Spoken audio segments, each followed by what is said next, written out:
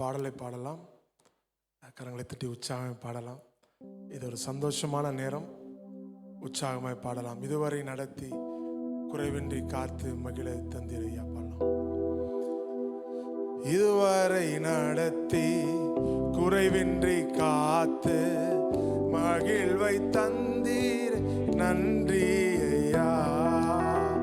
இதுவரை நடத்தி குறைவின்றி காத்து மகிழ்வை தந்தீரே நன்றி ஐயா. நன்றி நன்றி ஐயா. உம்மை உயர்த்திடுவே. நன்றி நன்றி ஐயா. உம்மை உயர்த்திடுவே. இதுவரை நடத்தி குறைவின்றி காத்து மகிழ்வை தந்தீரே நன்றி ஐயா. ஆபத்து நாளில் அனுகூலமான துணையும் மானீரே நன்றி ஐயா. ஆபத்து நாளில் அனுகூலமான துணையும் மானீரே நன்றி ஐயா. நன்றி நன்றி ஐயா. உம்மை உயர்த்திடுவே. நன்றி நன்றி ஐயா. உம்மை உயர்த்திடுவே. உம் கரம் நீட்டி எல்லை பெருக்கி நன்றி ஐயா. உம் கரம் நீட்டி ஆசீர்வதித்து எல்லை பெருக்கி நன்றி ஐயா. நன்றி நன்றி ஐயா. உம்மை உயர்த்திடுவே. நன்றி நன்றி ஐயா. உம்மை உயர்த்திடுவே. அபிஷேகம் தந்து வரங்களை ஈந்து பயன்பட செய்தீரே நன்றி ஐயா. அபிஷேகம் தந்து வரங்களை ஈந்து பயன்பட செய்தீரே நன்றி ஐயா. நன்றி நன்றி ஐயா. உம்மை உயர்த்திடுவே. நன்றி நன்றி ஐயா. உம்மை உயர்த்திடுவே. கிருபைகள் தந்து ஊழியம் தந்து உயர்த்தி வைத்தீரே நன்றி ஐயா. கிருபைகள் தந்து ஊழியம் தந்து உயர்த்தி வைத்தீரே நன்றி ஐயா. நன்றி நன்றி ஐயா. உம்மை உயர்த்திடுவே. நன்றி நன்றி ஐயா. உம்மை உயர்த்திடுவே. இதுவரை நடத்தி குறைவின்றி காத்து மகிழ்வை தந்தீரே நன்றி ஐயா. இதுவரை நடத்தி குறைவின்றி காத்து மகிழ்வை தந்தீரே நன்றி ஐயா. நம்ம இன்னொரு பாடலை பாடலாம்.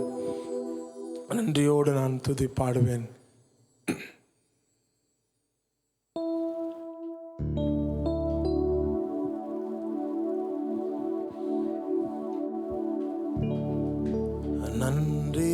நன்றியோடு நான் துதி பாடுவேன். எந்த நேசுனா ஆஜா எனக்கா எனக்காய் நீ செய்திட்ட நன்மைக்காய் என்றும் நன்றி சொல்கின்றேனா. நன்றியோடு நான் துதி பாடுவேன் எந்த நேசுராதா.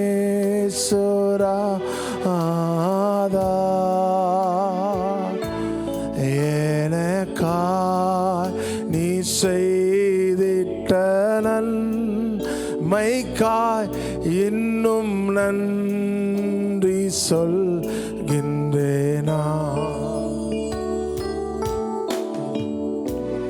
தகுதியில்லா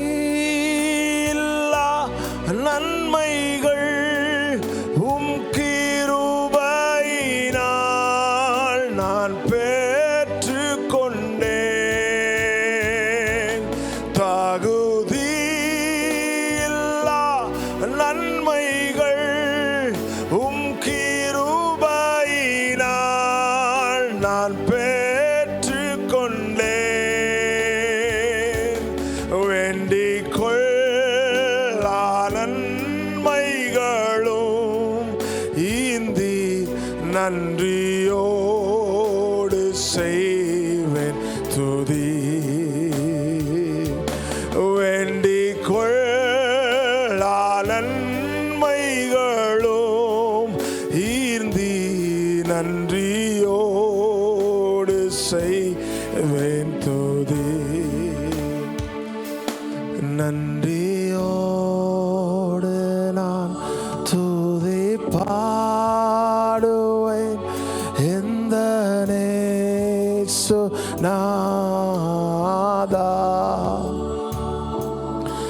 எனக்காய் நீ செய்திட்ட நன்மைக்காய் இன்றும் நன்றி சொல்கின்றேனா.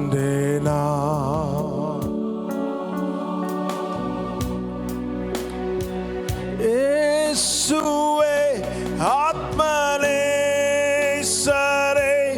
நம்புகின்றேன் உம்மையினால். எந்த நேசுவே ஆத்மநேசரே நம்புகின்றேன்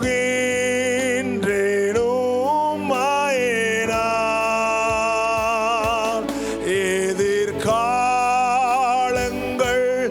உந்தன் கையில் உந்தன் ஆசி பொழிந்திடும். கரங்களை உயர்த்தி சொல்லாம். எதிர்காலங்கள் எதிர்காலங்கள் உந்தன் கையில் உந்தன் ஆசி பொழிந்திடுமே.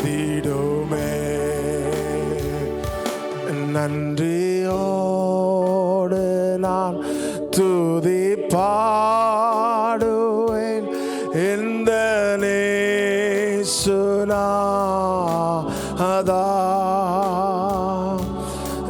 எனக்காய் நீ செய்திட்ட நன்மைக்காய் இன்றும் நன்றி சொல்கின்றேனா.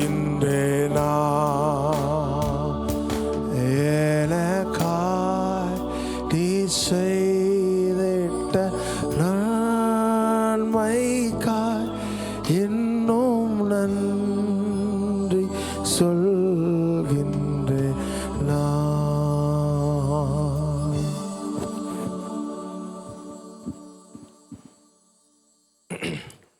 ஸோ இன்றைக்கி எல்லாருக்கும் தெரியும் நம்ம என்ன ரீசனுக்காக நம்ம இன்றைக்கி கூடி வந்திருக்கிறோம் அப்படின்னு. ஸோ ஒரு சிலர் யோசிக்கலாம், என்ன தருண் ஊழியத்தெல்லாம் விட்டுட்டு சர்ச்சை விட்டுட்டு ஹைதராபாத் போகிறான், அவனுக்கு கூப்பிட்டு ஃபங்க்ஷன் வச்சு பாராட்டுன்னு. அப்படி அல்ல.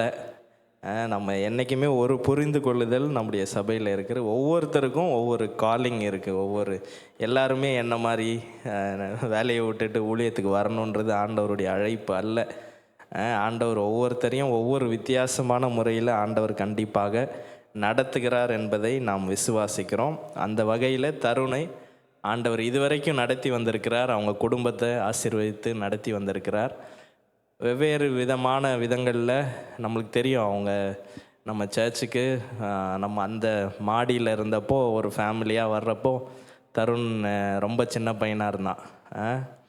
ஸோ அப்படிப்பட்ட ஒரு சூழ்நிலையில் நம்ம சர்ச்சில் வந்து ஜாயின் பண்ணி ஆண்டவர் அவர்களை ஆசீர்வதித்தார், பிள்ளைகளை ஆசீர்வதித்தார், அப்பா அம்மாவை ஆசீர்வதித்தார். இன்றைக்கு அவர்கள் வளர்ந்து இன்னும் பல ஆண்டவருடைய ஆசீர்வாதங்களை பார்க்கும்போது அனுபவிக்கும்போது அது நம்மளும் அதில் சேர்ந்து சந்தோஷந்தான் படணும். ஆண்டவர் இன்னும் அதிகமாக அந்த குடும்பத்தையும் தருணையும் சரண் எல்லாரையும் ஆண்டவர் ஆசீர்வதிக்கணும். ஸோ ஆஸ் அ சர்ச் அப்படி எல்லாரையும் இங்கே பிடிச்சி வைக்கணும் அப்படின்றது நம்மளுடைய கோட்பாடு அல்ல. ஆண்டவர் ஒவ்வொருத்தருக்கும் என்னென்ன அழைப்பு கொடுத்துருக்கிறாரோ, எப்படி நடத்துகிறாரோ கண்டிப்பாக அதில் நாம் சந்தோஷப்படணும். ஸோ அந்த விதத்தில் இன்றைக்கி தருண் ஹைதராபாத் போகிறதுனால சரி, உண்மையிலே நம்முடைய மினிஸ்ட்ரியில் ரொம்ப யூஸ்ஃபுல்லான ஒரு இன்ஸ்ட்ருமெண்ட். அதனால தான் அங்கே மியூசிக் சிம்பிள்லாம் போட்டிருக்கேன். இன்ஸ்ட்ருமெண்ட் வாசிக்க மாட்டான், ஆனால் அவனே ஒரு இன்ஸ்ட்ருமெண்ட்டு தருண். எனவே அதனால் கண்டிப்பாக இன்றைக்கி நல்ல சிறப்பாக பண்ணணுன்றது as a leader of GSPF worship team எனக்கு ரொம்ப ஆசை. கண்டிப்பாக இதை நல்லா பண்ணணும் அப்படின்னு, ஏன்னா நல்லா ஹெல்ப் பண்ணியிருக்கான். ஸோ அந்த விதத்தில் இன்றைக்கி நம்ம கூடி இருக்கிறோம். ஸோ ஒரு சிலர் வந்து ஷேர் பண்ணுவாங்க, அதுக்கப்புறம் கிருபான மெசேஜ் கொடுப்பாங்க. இன்னொன்று, ரொம்ப நாளாக வர்ஷிப் டீமாக கேதர் பண்ணணும் நிறைய பிளான் போட்டிருக்கோம், ஆனால் ஒர்க் அவுட் ஆகலை. ஸோ இது இன்னொரு ஆப்பர்ச்சுனிட்டி, நம்ம வர்ஷிப் டீமாக மினிஸ்ட்ரி டீமாக வாலண்டியர்ஸாக எல்லோரும் ஒரு கேதர் பண்ணுறதுக்கு. ஸோ ரெண்டு விதத்துலேயும் நாம் இந்த மீட்டிங்கை யூஸ் பண்ணிக்கலாம். ஸோ முதலாவது வெஸ்லி அண்ணன், பாஸ்டர் ஜான் வெஸ்லி அண்ணன் அவர்கள் வந்து ஒரு சில வார்த்தைகள் தருணை குறித்து பேசுவார்கள். அதை தொடர்ந்து மோசஸ், பாஸ்டர் மோசஸ்.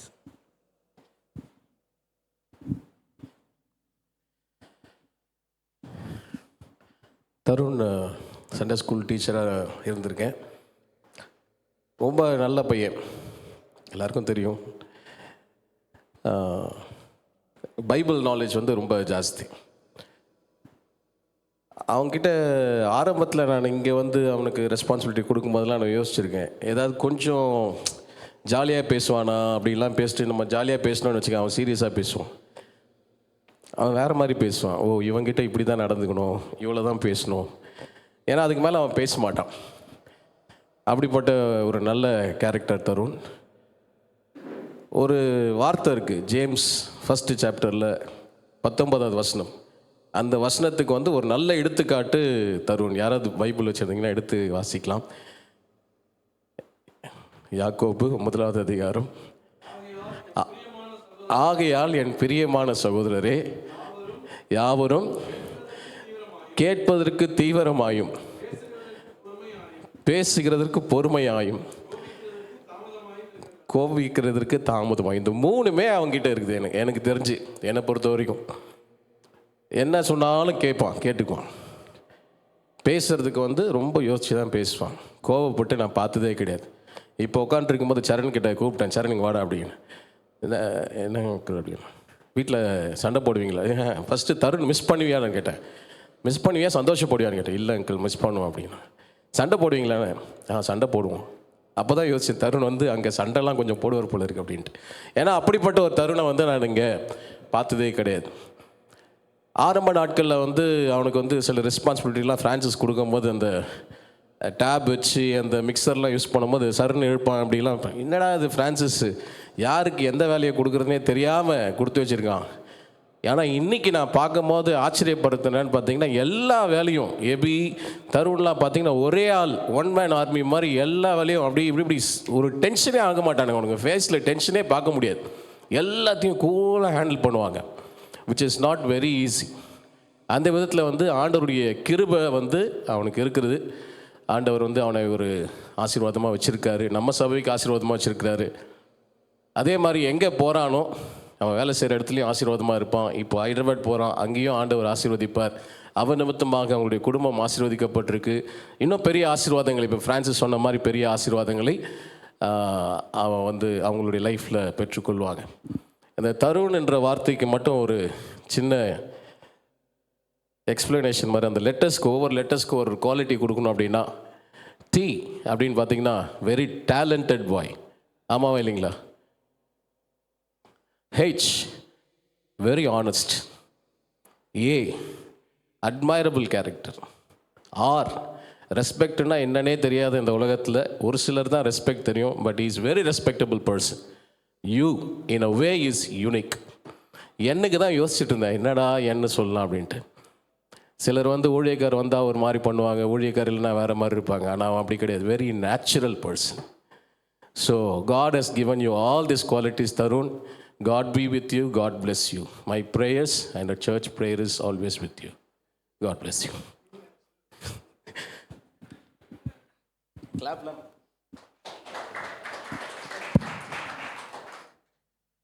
அதாவது வாத்தியார் பேசினா அப்படி தான் இருக்கும். அந்த ஒரு வார்த்தையிலே எல்லாத்தையும் அடக்கிட்டார். தெரியல எப்படி கண்டுபிடிச்சாருன்ட்டு. ஆனால் தருணுக்கு அஃப்கோர்ஸ் அடுத்து ஃப்ரான்சிஸ் அவங்கெல்லாம் பேசுகிறாங்க. நம்ம சரண் எனக்கு வந்து சரி தெரியாத பாயிண்ட்ஸ், ஏன்னா நிச்சயமாக இங்கே இருக்கிறதுனால நிறைய அவங்கள தருணை வந்து எல்லாருமே அப்சர்வ் பண்ணியிருப்போம். குறிப்பாக அந்த மீடியா டீம் வந்து அவனை நிறைய பார்த்துருக்காங்க, எவ்வளோ வேலை செஞ்சுருக்கான் சர்ச்சில்ன்றது. எனக்கு வந்து முதல் தடவை கிருபானனோட பல வருஷத்துக்கு முன்னாடி அப்போ அண்ணனுக்கு கார் ஓட்டுறதுல ஹெல்ப் பண்ணுவேன். ஸோ அப்போ வந்து கூட்டிகிட்டு போனார். ஃபஸ்ட்டு டைம் அவங்க திருமலைசையில் இருக்கிறப்போ அவங்க வீட்டுக்கு போனது. அது முதல் சிட்டிங் வந்து அவங்கள பார்த்து பேசணும், அவங்களுக்கு இது பண்ணணும். அண்ணன் போய் பேசுகிறாரு. அப்புறம் திரும்ப இன்னொரு வாட்டி போனோம். அப்போ போகிறப்ப தான் அவங்க வந்து இங்கே வரப்போகிறாங்க, நம்ம ஈக்காடு தாங்களுக்கு வர போகிறாங்க. ஸோ அப்போ வந்து 2 பேருமே ரொம்ப குட்டி குட்டி பசங்க. நமக்கு வந்து சரி இங்கே யாராச்சும் வர்றாங்கன்னா நமக்கு ஒரு எக்ஸைட்மெண்ட் இருக்குல்ல, யார் வரா, எந்த மாதிரி ஃபேமிலி வரும் அப்படின்ட்டு. நம்ம பிரதருடைய உருவத்தை பார்த்து நம்மளாம் மைண்டில் ஒன்று கால்குலேஷன் போட்டோம். ஆனால் பிள்ளைங்க வந்து எப்படி இருப்பாங்க, ஆனால் அவங்க நிச்சயமாக இந்த முழு குடும்பமே இந்த சபைக்கு பெரிய ஆசீர்வாதம். அதுவும் குறிப்பாக தருணும் சரி, தருணுடைய இன்றைக்கி தருண் தான், இன்றைக்கி அவரை குறித்து தான் பேசுகிறோம். வீட்லேயும் நம்ம இங்கே சபையில் பார்த்துருக்கோம், வீட்டு காரியங்களிலும் எந்த கஷ்டத்தையும் கொடுக்கல. எனக்கு தெரியும், எனக்கு தெரிஞ்ச வரைக்கும் நான் சொல்கிறேன். அவங்களுடைய படிப்பாக இருக்கட்டும், அவங்க ஸ்டடீஸில் படிக்க போகிறாங்க, +2 முடித்தோடனே என்ன சூஸ் பண்ணணும், இதில் எந்த ஒரு ஏன்னா இது எல்லாமே பெற்றோருக்கு பெரிய தலைவலியே பிள்ளைகள் கொடுத்துருவாங்க. சில நேரங்கள் அவங்களுடைய டிசையர்ஸ் அன்காட்லியாக இருக்கும், அவங்களுடைய ஆசைகள் வேதத்துக்கு புறம்பாக இருக்கும். அந்த மாதிரிலாம் தருண் வந்து எதுவுமே வீட்டில் கொடுத்ததே கிடையாது. அவங்க அப்பா அம்மாவுக்கு சில நேரங்களில் பிள்ளைகளே தலைவலியாக மாறிடுவாங்க பெற்றோருக்கு. ஆனால் தருண் வந்து அவங்க வீட்டாருக்கு ஒரு நாளும் தலைவலியாக மாறினதே கிடையாது.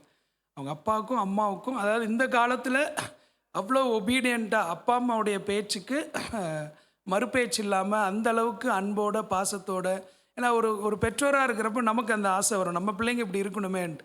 ஸோ அந்த மாதிரி வீட்டை பொறுத்த மட்டிலும், ஏன்னா அவங்க வீட்டில் காட்டேஜ் ப்ரேயர் மீட்டிங் நடக்கிறப்ப பார்த்துருக்கோம், எல்லா வேலைகளும் இழுத்து 2 பேரும் சரணும் தருண் தான் இழுத்து செய்வாங்க. அப்பா அம்மா பேச்சுக்கு அவ்வளோ மரியாதை கொடுப்பாங்க.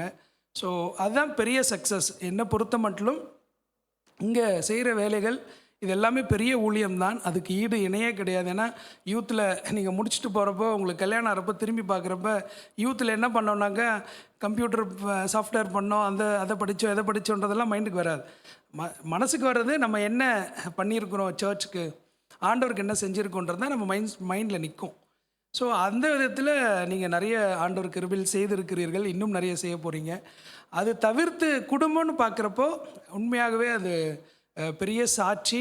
ஆண்டவர் கிருபையாக நல்ல ஒரு பெற்றோருக்கு அடங்கக்கூடிய எந்த கஷ்டத்தையும், சிலர் காலேஜ் படிக்கிறப்போ கஷ்டத்தை கொடுப்பாங்க, +2 வரைக்கும் நல்லா இருப்பாங்க, காலேஜுக்குள்ளே போகிறப்போ சில கஷ்டங்கள் வரும் பெற்றோருக்கு. ஆனால் அந்த மாதிரி எந்த ஒரு கஷ்டத்தையும் கொடுக்காமல் வந்தது அப்படிப்பட்ட ப்ராட்டப். அண்ட் தென் இவருடைய பெற்றோருடைய உழைப்பு மாத்திரம் இல்லை, மகனாக தானும் புரிந்து கொண்டு, அப்பா அம்மாவுடைய கஷ்டத்தை புரிந்து கொண்டு, அவங்க கஷ்டப்பட்டு வந்ததை புரிந்து கொண்டு, ஏன்னா ஈஸியாக எல்லாராலையும் இப்படி இருக்க முடியாது. அதுக்கு இருக்கிறாங்கன்னாக்கா அவருக்கு வந்து அவங்க அப்பா அம்மா பட்ட கஷ்டத்தை அவர் பார்த்துருக்கிறார். அதை வந்து கரெக்டாக நம்ம லைஃப்பில் நம்ம இருக்கணும் அப்படின்ற ஒரு தீர்மானத்துக்குள்ளே இருந்ததுனால தான் இன்றைக்கி கல்லூரி படிப்பை முடிச்சிட்டாரு, வேலைக்கு போயிட்டுருக்கிறாரு, அடுத்த வேலைக்கும் போயிட்டுருக்கிறாரு. 2வது பாயிண்ட், இது எல்லாருமே மோஸ்ட்லி சொல்லி தான் ஆகணும், வெஸ்லியனை மாத்திரம் இல்லை. அதாவது ரொம்ப என்ன பண்ண மாட்டார், பேச மாட்டார். எனக்கெல்லாம் பிரச்சனையே வாய் தான். நம்மள அநேகருக்கு பிரச்சனை வாயாக தான் இருக்கும். ஆனால் தருணுக்கு பிரச்சனையே கிடையாது. நம்ம என்ன சொன்னாலும் அவ்வளோதான். என்ன பண்ணணும் நம்ம திட்டினாலும் அதே தான். நமக்கு வந்து கஷ்டமே. சில நேரத்தில் யாரையாச்சும் நம்ம எதாவது திட்டோன்னா அவங்க திரும்ப எதாவது பேசுகிறப்போ நம்ம ஒரு வார்த்தை அவங்க ஒரு வார்த்தை நம்ம பிபி அப்புறம் எங்கேயோ போய் நிற்கும். ஆனால் தருணுக்கு அஃப்கோர்ஸ் தருணை இது வரைக்கும் திட்டினது கிடையாது, எதுக்கும் அந்த மாதிரி சொன்னது கிடையாது. அந்த அளவுக்கு நடந்துக்கல எல்லா விதத்துலேயும். மேபி அவங்க டீம் ஹெட்டும் அதை சொல்லுவாருன்னு நினைக்கிறேன். ஸோ எனக்கு பர்சனலாக, அதாவது மினிஸ்ட்ரியிலன்னு வர்றப்ப வெனஸ்டேஸில் நிறைய பேருக்கு இது தெரிஞ்சிருக்காது. ஏன்னா நீங்கள் சண்டே தான் பெரும்பாலும் பார்த்துருக்கீங்க. வெனஸ்டே மீட்டிங் வர்றப்போ அஃப்கோர்ஸ் மார்ட்டின் எங்களுக்கு தெரியும். நிறைய நாட்கள் நான் வந்து பிஎஸ் சிஸ்டத்தில் இருந்து ட்ரை பண்ணிக்கிட்டு இருப்பேன். ஏன்னா யாரும் இருக்க மாட்டாங்க, யாருமே இருக்க மாட்டாங்க. எபி வந்து வேலைக்கு போயிட்டுருக்கிறான், ஃப்ரான்சிஸ் வெளியூர், எல்லாருமே வேலைக்கு போயிட்டுருக்குறாங்க, யாரையும் ப்ளேம் பண்ண முடியல. ஆனால் அந்த நேரத்தில் அப்போ தான் ஸ்கூலிங் முடிச்சுட்டு தம்பி ஸ்லோவாக பிஎஸ் சிஸ்டர் ரூமுக்குள்ளே இந்த வேலைகள்லாம் கற்றுக்கிட்டு சண்டே செய்ய ஆரம்பித்தார். ஸோ அப்போது எப்படியாச்சும் வெனஸ்டே வந்துரு, வெனஸ்டே மட்டும் விட்டுறாத. ஏன்னா சாட்டர்டேவாச்சும் நமக்கு ஆளுங்க கிடச்சிருவாங்க. அகஸ்டின் இருப்பான், ஃப்ரான்சிஸ் இருப்பாங்க, யாரோ ஒருத்தர் வந்துடுவாங்க. வெனஸ்டே ரொம்ப நான் எத்தனையோ நாள் அதை ஆன் பண்ணி பக்கத்தில் மெட்டன் இருப்பார். அவர் வந்து தம்பி யூ டூ திஸ் அப்படின்வார். அது திருப்பணும், ஒன்றுமே வராது, மைக் வராது, ஒன்றும் வராது. ஆனாலும் பாட்டு பாடி ஆரம்பிச்சிடும். 7 மணிக்கு ஷார்ப்பாக 6:30 அப்போது 6:30க்கு ஆரம்பிச்சு விட்ருவோம். மோஸ்ட்லி இருக்கிறது அங்கிள் இருப்பார், நான் வந்துடுவேன், இன்னும் ஒரு சில பிரதர்ஸ் இருப்பாங்க, ஆரம்பிச்சு விட்ருவோம். அப்போது எத்தனையோ வருஷம் அந்த வெனஸ்டே ப்ரேயருக்கு ஏன்னா அதை பண்ணுறப்போ ஏபிக்கு ஃபோன் அடிக்கணும், வீடியோ கால் பண்ணுங்கன்னு அந்த நான் பட்டன்லாம் பார்க்குறதுக்கு அவங்களுக்கு அங்கே காட்டணும். நமக்கு ஒன்றுமே புரியாது. இதில் ஏதாச்சும் எரிஞ்சு ஏதாச்சும் ஆனாலும் ஞாயிற்றுக்கிழமை விட மாட்டானுங்க. இதெல்லாம் இருக்குது, எதை ஆப்ரேட் பண்ணுறது ஒன்றுமே தெரியாது. அப்போது ஒரு நாள் கூப்பிட்டு சொன்னேன், வெனஸ்டே மட்டும் விட்டுறாத தருண், எப்படியாச்சும் ட்ரை பண்ணுங்க. அன்னியிலேருந்து அவன் கடைசி வேலைக்கு போகிற வரைக்கும் ஃபெய்த்ஃபுல்லாக வந்துடும். ஏதாவது 1 or 2 வெனஸ்டேஸ் மிஸ் பண்ணியிருக்கலாம். ரெகுலராக வந்து அந்த கஷ்டமே எங்களுக்கு கிடையாது. அவனே ஆன் பண்ணி விட்டுருவான். அதுக்கப்புறம் அவன் வேலைக்கு போகிறப்போ எபி அதை அப்படியே வெனஸ்டே அவனுடைய டைமிங்கே மாற்றிக்கிட்டான். வெனஸ்டே எபி மேக்ஸிமம் 7 o'clock வந்துடுவான். ஸோ இதெல்லாம் வந்து அதாவது நம்ம ஏங்கும் பொழுது நமக்கு ஒரு உதவி செய்கிறது பெரிய விஷயம். நமக்கு ஒருத்தர் இப்போ வேணுமே ஹெல்ப்பு அப்படின்னு நினைக்கிற நேரத்தில் ஆண்டவருடைய ஊழியத்தில் இந்த வெனஸ்டே ப்ரேயர்ஸ், சண்டேஸ், இது எல்லாத்துலேயுமே அவருடைய பங்களிப்பு ஈடு இணையில்லாதது. பாஸ்டர்ஸாக நிச்சயமாக நாங்கள் அதுக்கு ரொம்ப நன்றியுள்ளவர்களாக இருக்கிறோம். இப்படிப்பட்டவங்க சபைக்கு கிடைக்கிற பெரிய கிஃப்ட்டு தான். ஏற்கனவே சொன்னது போல் நீங்கள் இங்கே மட்டும் இல்லை, எங்கே இருந்தாலும், ஏன்னா செஞ்சது ஜிஎஸ்பிஎஃப்காக மாத்திரமல்ல, நீங்கள் நேசித்த ஆண்டவருக்காக நீங்கள் உழைச்சிருக்கிறீங்க.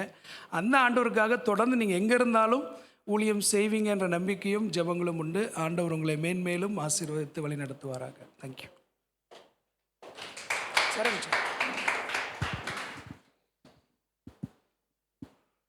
அடுத்தபடியாக தருணை குறித்து அவனுடைய தம்பி சரண் ஒரு சில வார்த்தைகள், அதை தொடர்ந்து அகஸ்டின் ஒரு சில வார்த்தைகள்.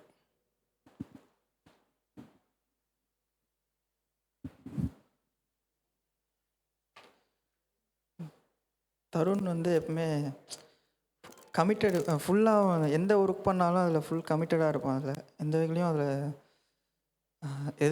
எது பண்ணாலும் அதில் பெஸ்ட்டு தரணும்னு சொல்லி ரொம்ப முயற்சி பண்ணுவான். படிக்கிறதுல கூட சண்டே படிக்க முடியாதுன்றதுனால மண்டே மார்னிங் 12-2 இருந்து படிப்பான். ஒர்க்கில் கூட அந்த ஒரு ப்ராஜெக்ட் முடிக்கணும்னு சொல்லி நைட்டு 11 o'clock 12 o'clockலாம் வீட்டுக்கு வருவான். ஸோ அந்த மாதிரி ஃபுல் கமிட்டட், அந்த எந்த ஒர்க் பண்ணாலும் அதில் ஃபுல் கமிட்டடாக இருப்பான். அப்புறம் வீட்டு சூழ்நிலையை புரிஞ்சுட்டு நிறையா காரியங்களை அட்ஜஸ்ட் பண்ணிக்கணும். அந்த படிக்கிறதுல கூட அந்த கவர்மெண்ட் சீட்டு கூட கிடைக்கணும்னு சொல்லி ரொம்ப ஃபீல் கஷ்டப்பட்டாங்க. பட் கடைசியாக எப்படியோ ஆண்டவர் கிருபையில் கிடச்சிச்சு. ஸோ நிறைய காரியங்களில் கூட அட்ஜஸ்ட் பண்ணிக்கிட்டு அதில் இருக்கான். அப்புறம் நிறைய காரியங்கள் விட்டு கொடுப்பான் எனக்கு. அது அப்புறம் இந்த வேலை கூட கிடைக்கணும்னு சொல்லி ரொம்ப நிறைய இன்டர்வியூஸ் நைட்டு அதெல்லாம் அட்டென்ட் பண்ணுவான். கிடைக்கலன்னு சொல்லி ரொம்ப ஃபீல் கூட பண்ணுவாங்க. அப்புறம் இப்படியோ ஆண்டவர் கிருபையில் இந்த வேலை கிடைச்சிருக்கு. ஸோ தொடர்ந்து அவனுக்காகவும் ஜெபம் பண்ணிக்கோங்க.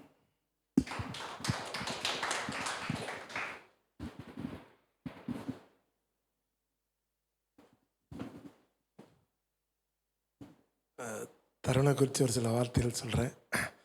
இல்லை, எந்த விதத்துலேயும் தருணுக்கும் எனக்கும் எதாவது கம்பேர் பண்ணி பார்க்கலான்னா ஒன்றுமே இருக்காது. என்னென்னா ரொம்ப தன்னடக்கமாக இருப்பான். நான் நிறைய டைம் அவனை பார்த்து கேட்பேன், எவ்வளோ மார்க்குன்னு கேட்பேன். அது 1200 சில்லறை எடுத்திருப்பான். ஆனால் அசால்ட்டாக சொல்லுவான், நான் அவ்வளோதான், நான் சிரிக்கவும் மாட்டான். அப்போ தான் நான் யோசித்து பார்த்தேன், நான் 12th படிக்கும்போது வெறும் 608 மார்க், அதாவது 608 தான் எடுத்தேன். அப்போ பியூலா கார்டனில் தான் இருந்தோம்.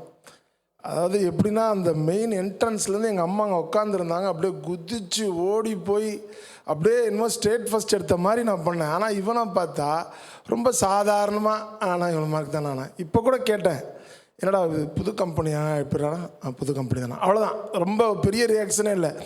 ஏதோ நானாக இருந்தேன்னா அப்படியே பயங்கரமாக 10 பேருக்கு ஃபோன் அடித்து நான் இப்படி கிடச்சிருச்சு அப்படிலாம் சொல்லியிருப்பேன்.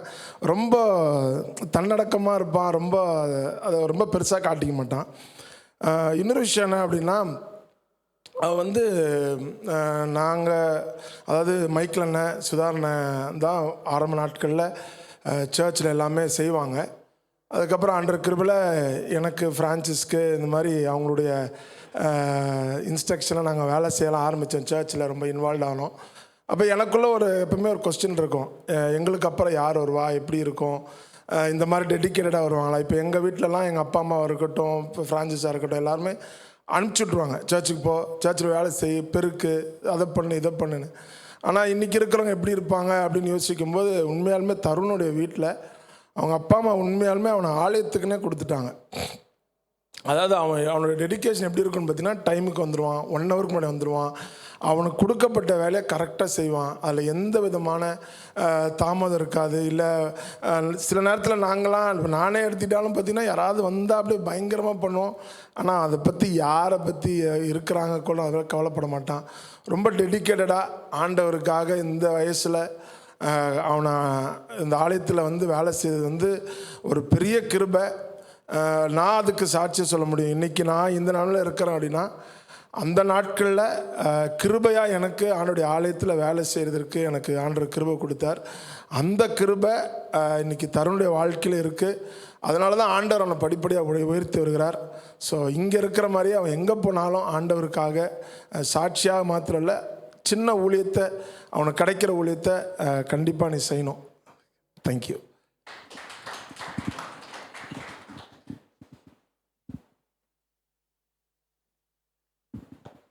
இப்போ நான் ஒரு சில வார்த்தைகள் பேசுகிறேன். ஒரு சில வார்த்தைகள் இல்லை, கொஞ்சம் நிறைய தான் பேசுவேன். டைம் பார்த்துக்கோங்க. வேறு யாராவது ஜேம்ஸ் அண்ணா பேசுவார் ஒரு சில வார்த்தைகள். வேறு யாராவது பேசணுன்னா நீங்களாக எந்திரிச்சு வரலாம். இது ஒரு இன்ஃபார்மல் மீட்டிங் தான், ரொம்பலாம் இல்லை. யாராவது பேசணுமா? கை தூக்குங்க. அசோக் அண்ணா இல்லையா? ஓகே, சாய்ஸ் தான். ஓகே, எல்லாருக்கும் வாய்ப்பு உண்டு, யார் பேசணுன்னாலும் பேசலாம். அதுக்கப்புறம் தருணும் பேசுவான் ஃபஸ்ட் டைமாக. ஓகே, ஸோ எனக்கு வந்து தருண் போகிறது பெரிய ஒரு லாஸ் தான். வர்ஷிப் டீமுக்கு, மியூசிக் மினிஸ்ட்ரிக்கு ஸ்ட்ரைட்டாக நிற்கணுமா? ஓகே. எனக்கு என்னை பொறுத்த வரைக்கும் அது ஒரு லாஸ் தான். ஆனாலும் ஒரு பக்கம் சந்தோஷமாக இருக்குது. ஆண்டவருக்காக ஒருத்தன் உயிரை கொடுத்து செய்கிறப்போ எப்படி ஆண்டவர் ஆசீர்வதிக்கிறாருன்றதை பார்க்கும்போது உண்மையிலே மனசார சந்தோஷமாக இருக்குது. ஆனாலும் எங்களுக்கு அது ஒரு லாஸ் தான். தருணை பற்றி சொல்லணுன்னா, அண்ணன் சொன்னது போல் ஃபஸ்ட்டு பாயிண்ட் அதுதான். லெஸ் வேர்ட்ஸ் மோர் ஆக்ஷன். கண்டிப்பாக அந்த பாயிண்ட்டு தான் ஃபஸ்ட்டு பாயிண்ட்டாக எனக்கும் வந்துச்சு. அதில் அந்த சின்சியாரிட்டி, கமிட்மெண்ட்டும் சின்சியாரிட்டியும் தருண்கிட்ட எப்போவுமே இருக்கும். நான் என்ன யோசிக்கிறேன்னா, அது எப்படி வரும் அப்படின்னா, I am not doing it for men. நான் யாருக்காகவும் செய்யலை, ஆண்டவருக்காக நான் செய்கிறேன் அப்படின்ற அவனுக்குள்ளே அந்த ஒரு உணர்வு இருந்ததுனால தான் கண்டிப்பாக அவனால் அப்படி செய்ய முடிஞ்சதுன்னு நான் நம்புகிறேன். ஏன்னா ஒரு தடவை கூட இட்ஸ் நாட் ஈஸியாக எல்லாருக்குமே நேச்சுரலாக வர்றது தான். ஒரு வேலை கொடுத்தோன்னா அதை ஒரு 10 வாரம் செய்யலாம், இல்லை 3 மாதம் செய்யலாம், 4 மாதம். அதுக்கப்புறம் நம்ம ஏன் இதை செய்யக்கூடாது, நம்ம ஏன் அடுத்து இதை பண்ணக்கூடாது, நம்ம ஏன் இதையே 10 வருஷமாக இதையே பண்ணிகிட்ருக்கோமே, கண்டிப்பாக நேச்சுரலாக வர்றது. ஆனால் ஒரு நாள் கூட தருண் அப்படிப்பட்ட ஒரு பையனே இல்லை. தனக்கு கொடுக்கப்பட்ட அந்த ரெஸ்பான்சிபிலிட்டி என்ன நம்ம கொடுத்தோமோ அதை வந்து தாழ்மையாக கண்டினியூஸாக ரிப்பீட்டடாக same thing again and again every week பண்ண அது வந்து எல்லாருமா பண்ணவே முடியாது. அப்படிப்பட்ட ஒரு விஷயத்த ஒரு ஒரு எல்லா மனுஷனுக்குமே வந்து அந்த மாதிரி நம்ம இது குவைட் நேச்சுரல். மினிஸ்ட்ரி டீம்ஸில் பார்த்தோன்னா நம்ம ஸ்டேஜுக்கு வரணும், நான் ஒரு நாள் பாட்டு பாடணும், நான் ஒரு நாள் மியூசிக் வாசிக்கணும் அப்படின்ற ஒரு இது நேச்சுரலாக வரும். ஆனால் தருண் வந்து இது வரைக்கும் வந்ததில்லைன்றது எனக்கு ஒரு பெரிய ஒரு ஆச்சரியம். அது வந்து ஒரு ப்ளஸ் பாயிண்ட்.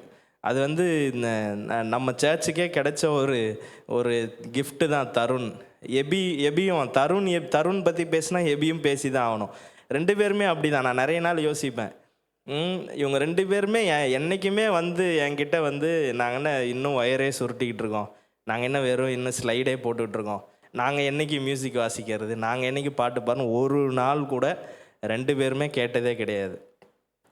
ஸோ தருண் வந்து அப்படி என்கிட்ட கேட்டதில்லை. அந்த மாதிரி இன்டைரக்டாகவும் சிக்னல் கொடுத்ததில்லை, எக்ஸ்ப்ரெஷனும் பண்ணதில்லை. அது வந்து கண்டிப்பாக அதுதான் ஆண்டவருக்காக நான் செய்கிறேன் அப்படின்றது. இன்னொன்று செல்ஃப் ரியலைசேஷன். நம்ம யார், நமக்கு என்ன தாளந்து இருக்குது. கண்டிப்பாக எல்லாரும் பாட்டு பாட முடியாது, எல்லாரும் மியூசிக் வாசிக்க முடியாது, எல்லாருக்கும் டிஃப்ரெண்ட் டேலண்ட்ஸ் ஆண்டவர் கொடுத்துருக்கிறார். தருண் பண்ண முடிஞ்சதை நான் பண்ண முடியாது, நான் பண்ண முடிஞ்சது தருண் பண்ண முடியாது. அந்த செல்ஃப் ரியலைசேஷன் வித் ஹியூமிலிட்டி அது மினிஸ்ட்ரியில் ரொம்ப முக்கியம். நிறைய மிஸ் ஆகிறது அதுதான். பட் தருண் கிட்ட வந்து அந்த தாழ்மையும் என்னால் பார்க்க முடிஞ்சது. It's a learning for me. Staying grounded continuously for so many years. It's a challenge to every one. But he will be happy. அவன் என்ன செய்கிறானோ அதில் சந்தோஷமாக இருப்பான். உண்மையிலே சொல்லப்போனால் நிறைய பேர் என் வர்ஷிப்பை பற்றி பேசுவாங்க. நல்லா பாடுறீங்க பிரதர், நல்லா லீட் பண்ணுறீங்க, எல்லாமே பேசுவாங்க. But 50% of the work is people are doing behind. என்னோடய வேலை 50% தான், 50% அந்த ரூமில் நடக்குது. அதில் முக்கியமான ஆள் தருண். அது நிறைய பேருக்கு தெரியாது இல்லை. யூடியூப்பில் அவ்வளோ வீடியோஸ் இருக்குது, அவ்வளோ வர்ஷிப் வாரம் பார்க்குறாங்க, லைக் போடுறாங்க. பட் பின்னாடி நடக்கிற அந்த பெயின்ஃபுல் ஜாப் இருக்குல்ல, அது யாருக்குமே தெரியாது. பட் கடவுள் பார்த்து ஆசீர்வதிக்கிறார். அதுதான் இன்றைக்கி நம்ம கொண்டாடிட்டு இருக்கோம். பட் என்னோடய வர்ஷிப்பு அதுக்கு அநேகருக்கு அது ஆசீர்வாதமாக இருக்கிறதுக்கு ஒரு முக்கிய காரணம் தருண். அதை நான் சொல்லியே ஆகணும். ஸோ நீ போயிட்டேன்னா கொஞ்ச நாள் செட் ஆகிறதுக்கு டைம் ஆகும் எனக்கு. உண்மையிலே நான் இப்போ பாடிக்கிட்டே இருக்கேன்னா, இப்போது முன்னாடிலாம் நம்ம பாட்டு நம்பர் சொல்லி பாடிடுவோம். 24வது பாட்டுன்னொன்னே 24வது பாட்டு போடுவோம். பட் நம்ம கிராஜுவலாக வர்ஷிப் அப்படின்னு போகும்போது, ஆராதனைன்னு போகும்போது, நான் திடீர்னு பாட்டை இப்படியும் அப்படியும் முன்னாடி பின்னாடி ஃப்ரண்ட்டு பேக்கெல்லாம் போட்டு தோசையை திருப்புற மாதிரி திருப்பிடுவேன் சில டைமு. ஆனால் எனக்கு பின்னாடியே கரெக்டாக வர்றது தருண். வேறு யார் நின்னாலும் சொதப்பிடுவாங்க. எனக்கும் அவனுக்கும் அப்படி ஒரு செட் ஆயிடுச்சு. இப்போ தருண் போயிட்டானா திருப்பி அடுத்து கரெக்டான ஆள் நம்மளுக்கு ஆண்டவர் கொடுப்பாரு. ஆனாலும் கொஞ்சம் டைம் ஆகும். I will miss that. அந்த மாதிரி ஒரு 30 மினிட்ஸ், நான் 40 மினிட்ஸ் நான் கண்டினியூஸாக 7-8 பாட்டை பாடும்போது, அதுவும் ஸ்டான்ஸாஸு கோரஸ் எல்லாம் அப்படி இப்படி மாற்றி அது ஸ்டக் ஆகாமல் போகுதுன்னா அது என்னுடைய சிங்கிங்னாலேயோ திறமைனாலோ இல்லை, பின்னாடி அந்த லிரிக்ஸ் வந்து கரெக்டாக வரணும். அந்த ஸ்லைட்ஸ் அது வந்து கண்டிப்பாக நான் சொல்லியே ஆகணும். Thank you so much. ஆமாம்மா, அது வெல் வேர்ஸ்ட். அது வந்து ஆண்டவர் கொடுத்த ஒரு பிளெஸ்ஸிங் நமக்கு. So we will miss that Tarun. அதுக்கப்புறம் respect for God and God's பீப்புளும் பார்க்க முடிஞ்சுது. ஒரு தடவை கூட ஒரு ஆள்கிட்ட கூட மரியாதை குறைவாக தருண் நடந்ததே கிடையாது. அது எவ்வளோ பெரிய ஒரு சாட்சி. எனக்கே ஒரு பெரிய சேலஞ்ச். நான் கூட டென்ஷன் ஆகி சில டைம் கத்தி விட்ருவேன். ஆனால் தருண் வந்து shown great lesson for us. அதுக்கப்புறம் ஒபீடியன்ஸ். ஸோ மினிஸ்ட்ரி டீமில் இருக்கும்போது அந்த கீழ்ப்படிதலும் அவசியம். ஏன்னா நம்ம ஆண்டவருக்காக உழைக்கிறோம். சில டைம் வயசு வித்தியாசம் இருக்கும். பட் மினிஸ்ட்ரி டீமில் இருக்கும்போது சம்டைம்ஸ் நம்மளை விட வயசு கம்மியாக இருக்கிறவங்க சொன்னாலும் நம்ம கேட்கணும், நம்மளை விட மேலே இருக்கிறவங்க சொன்னாலும் கேட்கணும். அந்த ஒரு காரியத்தை ஆண்டவர் கிருபையில் நம்ம டீமில் ஆண்டவர் கொடுத்துருக்கிறார். சில விஷயம் எனக்கு தெரில அப்படின்னா எபி சொல்கிறான் அப்படின்னா அது கரெக்டாக இருந்தால் நான் கேட்டு தான் ஆகணும். அப்போ தான் அந்த விஷயம் நல்லா நடக்கும். கிருபானனே ஃபார் எக்ஸாம்பிள் ஏதாவது ஒரு பாட்டு சூஸ் பண்ணோன்னா என்கிட்ட கேட்பார். அவரோட வயசு என்ன, அவர் எக்ஸ்பீரியன்ஸ் என்ன, என்னோட எக்ஸ்பீரியன்ஸ் என்ன. பட் அண்ணன் என்கிட்ட கேட்பார், அதை கேட்டு அதை பாடுவார். ஸோ இதில் யார் பெரியவன்ற ஒரு வித்தியாசம் வந்துருச்சுன்னா, நான் பெரியவனா நீ பெரியவனா, உனக்கு தெரியுமா எனக்கு தெரியுமான்ற காரியம் ஒரு மினிஸ்ட்ரி டீமில் வந்துருச்சுன்னா அந்த டீம் நம்ம சக்ஸஸ்ஃபுல்லாக ஆண்டவருக்கு மகிமையாக இருக்க முடியாது. ஸோ அப்படிப்பட்ட காரியத்துலேயும் தருண் அந்த மரியாதை, அந்த ரெஸ்பெக்ட், அது படிப்பை வச்சு பார்த்தா நம்மளெல்லாம் விட நிறைய படிச்சிருக்கான் Tarun, highly qualified. But still சர்ச்சுக்கு வந்தால் he gives that respect to every one, எல்லாருக்கும். And obedience. சில டைம் நான் சில காரியத்தை சொல்லும்போது தாழ்மையாக ஏற்றுக்கிட்டு கீழ்ப்படிவான். ஸோ 2 விஷயம் சொல்கிறேன். ஒன்று ஒரு நாள் கையில் காப்பு போட்டு வந்துட்டான், ஒரு பிரேஸ்லெட் சில்வரில், ஒரு நல்ல ஒரு காப்பு தடியாக, இந்த புல்லிங்கோஸ்லாம் போடுவாங்கள்ல அது மாதிரி ஒரு காப்பு போட்டு வந்துட்டான். அங்கே நின்றுட்டு ஸ்லைடு போட்டுட்ருக்கான். மீட்டிங் ஆரம்பிச்சிருச்சு. மீட்டிங் ஆரம்பிக்க போகுது. டக்குன்னு நான் உள்ளே வந்தோடனே எனக்கு அந்த பட்டுருச்சேன் அது. நானும் உடனே போய் சொல்லிட்டேன், தருண் என்னடா இது அப்படின்னு. ஆனால் இது யாரோ எங்கள் ரிலேட்டிவ் கொடுத்தாங்க, ஏதோ சொன்னான், கழட்டிரு இது நம்ம போடக்கூடாது அப்படின்னு. அவ்வளோதான், உடனே கழட்டிட்டான். உடனே கழட்டி பாக்கெட்டில் வச்சிட்டான். அவ்வளோதான். அன்னைக்கு கழட்டினவன் தான் இன்ன வரைக்கும் ஏன் போடக்கூடாது, எதுக்கு போடக்கூடாது, இது போட்டால் என்ன, இது தப்பா, இது கூட தப்பா, இது கூட நான் பண்ணக்கூடாதா, நான் ஸ்டேஜ் ஏறுறேன்னா, இது எதுவுமே என்கிட்ட கேட்கல. உடனே கழட்டி பாக்கெட்டில் போட்டான். அன்னையோட அந்த காப்பை திருப்பி நான் பார்க்கவே இல்லை. கீழ்ப்படிதல், ஒபீடியன்ஸ். ஸோ அதுவுமே நம்ம ஒரு ஊழியத்தில் இருக்கும்போது, ஒரு டீமில் இருக்கும்போது it is very important. So அதை எக்ஸிபிட் பண்ணான். அப்புறம் இன்னொரு விஷயத்த கூட சொல்லியிருக்கேன். ஸோ நம்ம வர்ஷிப் டீமில் இருக்கும்போது, மியூசிக் வாசிக்கும்போது, பாட்டு பாடும்போது சர்ச் டிசிப்ளின் சிலதை நம்ம அது சின்னதாக எடுத்துப்போம். For example offering. ஸோ நம்ம பாட்டு பாடுவோம், சர்ச்சில் ஆஃபரிங் எடுப்பாங்க. நம்ம லிரிக்ஸ் போட்டுட்ருப்போம், இல்லை உள்ள கீபோர்டு வாசிட்டு இருப்போம், இல்லை உள்ள மீடியா டீமில் இருப்போம், எதுவும் ஆஃபரிங் போட மாட்டோம். ஸோ இதை நான் கொஞ்ச நாள் வாட்ச் பண்ணேன். அப்போ ஒரு நாள் இவனும் லிரிக்ஸ் போட்டுட்ருப்பான், ஆஃபரிங் போட மாட்டான். அப்போ ஒரு நாள் கூப்பிட்டு சொன்னேன், ஆஃபரிங் போடணுண்டா, அது அது it is good for you அப்படின்னு சொன்னேன். நிறைய பேருக்கு சொல்லிடுங்க. பட் அதில் கரெக்டாக கீழ்ப்படுகிறது அவன் தான், தருண். என்னைக்கு சொன்னனோ அதுவும் கேட்கவே இல்லை. எதுக்கு நான் பண்ணணும், நான் தான் இங்கே பிஸியாக இருக்கேனேன்னு, அப்படிலாம் எதுவுமே இல்லை. கீழ்ப்படிவான் உடனே. இதெல்லாம் அவ்வளோ ஈஸியாக வராது. ரொம்ப அந்தளவுக்கு ஒரு நல்ல பையனாக தருண் நம்ம மத்தியில் இருந்திருக்கிறான். சர்ச்லேயும் சரி, வீட்லேயும் சரி, மோசஸ் சொன்னது போல் எந்த ஒரு கெட்ட ஒரு ரெக்கார்டோ, ஒரு நேமோ, ஒரு இன்சிடெண்ட்டோ எதுவுமே ஞாபகம் இல்லாத அளவுக்கு ஒரு நல்ல ஒரு பையனாக நம்ம மத்தியில் இருந்திருக்கிறான். நமக்கெல்லாம் ஒரு சாட்சியாக இருந்திருக்கிறான், ஒரு சவாலாக இருந்திருக்கிறான். So thank you so much Tarun. என்னோடய ரிக்வெஸ்ட் ஒன்று தான். ஸோ நீ போகிற அப்படின்னா அப்படியே கட் பண்ணிவிட்டு போகிறேன்னு கிடையாது. உன்னோட கனெக்ஷன் இங்கே தான் இருக்குது. ஸோ எந்தெந்த முறையில் என்னென்ன எஃபர்ட்ஸ் எடுத்து எப்பப்பெல்லாம் நீங்கள் நம்ம டீமோட ஜாயின் பண்ண, இந்த மீட்டிங் உன்னை கட் பண்ணி விட்றதுக்கு இல்லை, அது திருப்பி சொல்லிக்கிறேன். இது இவ்வளோ நாள் நீ செஞ்சதுக்கு உன்னை ஆனர் பண்ணுறோம், உனக்கு தேங்க்ஸ் சொல்கிறோம், அதெல்லாம் ஓகே. இப்போ நீ ஒரு கேரியர் விஷயமாக நீ போகிற. ஸோ இதுக்கப்புறம் நீ எங்கெங்கே போவியோ போ. But so it's our responsibility to honour you, but not to அப்படியே உன்னை கட் பண்ணி அனுப்பணும்னு கிடையாது. ஸோ நீ எஃபர்ட் எடுக்கணும். நம்ம டீமோட என்னென்ன வாய்ப்பு கிடைக்குமோ அந்தந்த வாய்ப்பில் எஃபர்ட் எடுத்து ஜாயின் பண்ணிக்கோ, டச்சில் இரு. ஸோ அதுதான் என்னுடைய ரிக்வெஸ்ட். உன்னை கம்ப்ளீட்டாக அனுப்புறது என்னுடைய இது இல்லை. நீ எங்களோட தொடர்ந்து தொடர்பில் இருக்கணும், ஆசீர்வாதமாக இருக்கணும்.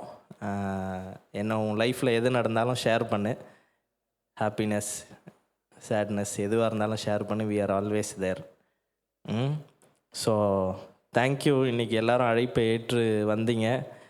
கிருபான மெசேஜ் இருக்குது, ஜேம்ஸ் அண்ணா பேசுவார், அப்புறம் கிருபான மெசேஜ் தருண் பேசுவான். ஓகே, எல்லோரும் வந்தீங்க, தேங்க்யூ ஸோ மச். இந்த மியூசிக் டீமு, வர்ஷிப் டீம்லாம் இன்றைக்கி ஒன்றா சேர்ந்ததுனால எபி மட்டும் இல்லை, அதுதான் மிஸ்ஸிங். எபி இருந்தால் தருண் எபி தான் கப்புள் நம்மளுக்கு. அவன் 2 வார்த்தை பேசியிருப்பான், எபி இல்லை. சரி, ஃபோனில் வேணால் அவன்கிட்ட பேச சொல்கிறேன், ஏதாவது ட்ரிபியூட் இருந்தால் அவன் கொடுப்பான். ஸோ மியூசிக் டீமாக I appreciate every one. Music team, worship team, plus நம்மளுடைய வாலண்டியர்ஸ் எல்லோரும் ஐ அப்ரிஷியேட் எல்லாரோடைய ஹார்ட் ஒர்க்கு. எல்லாத்தையும் நான் அப்ரிஷியேட் பண்ணுறேன். இன்னும் நம்ம நிறைய செய்யணும்.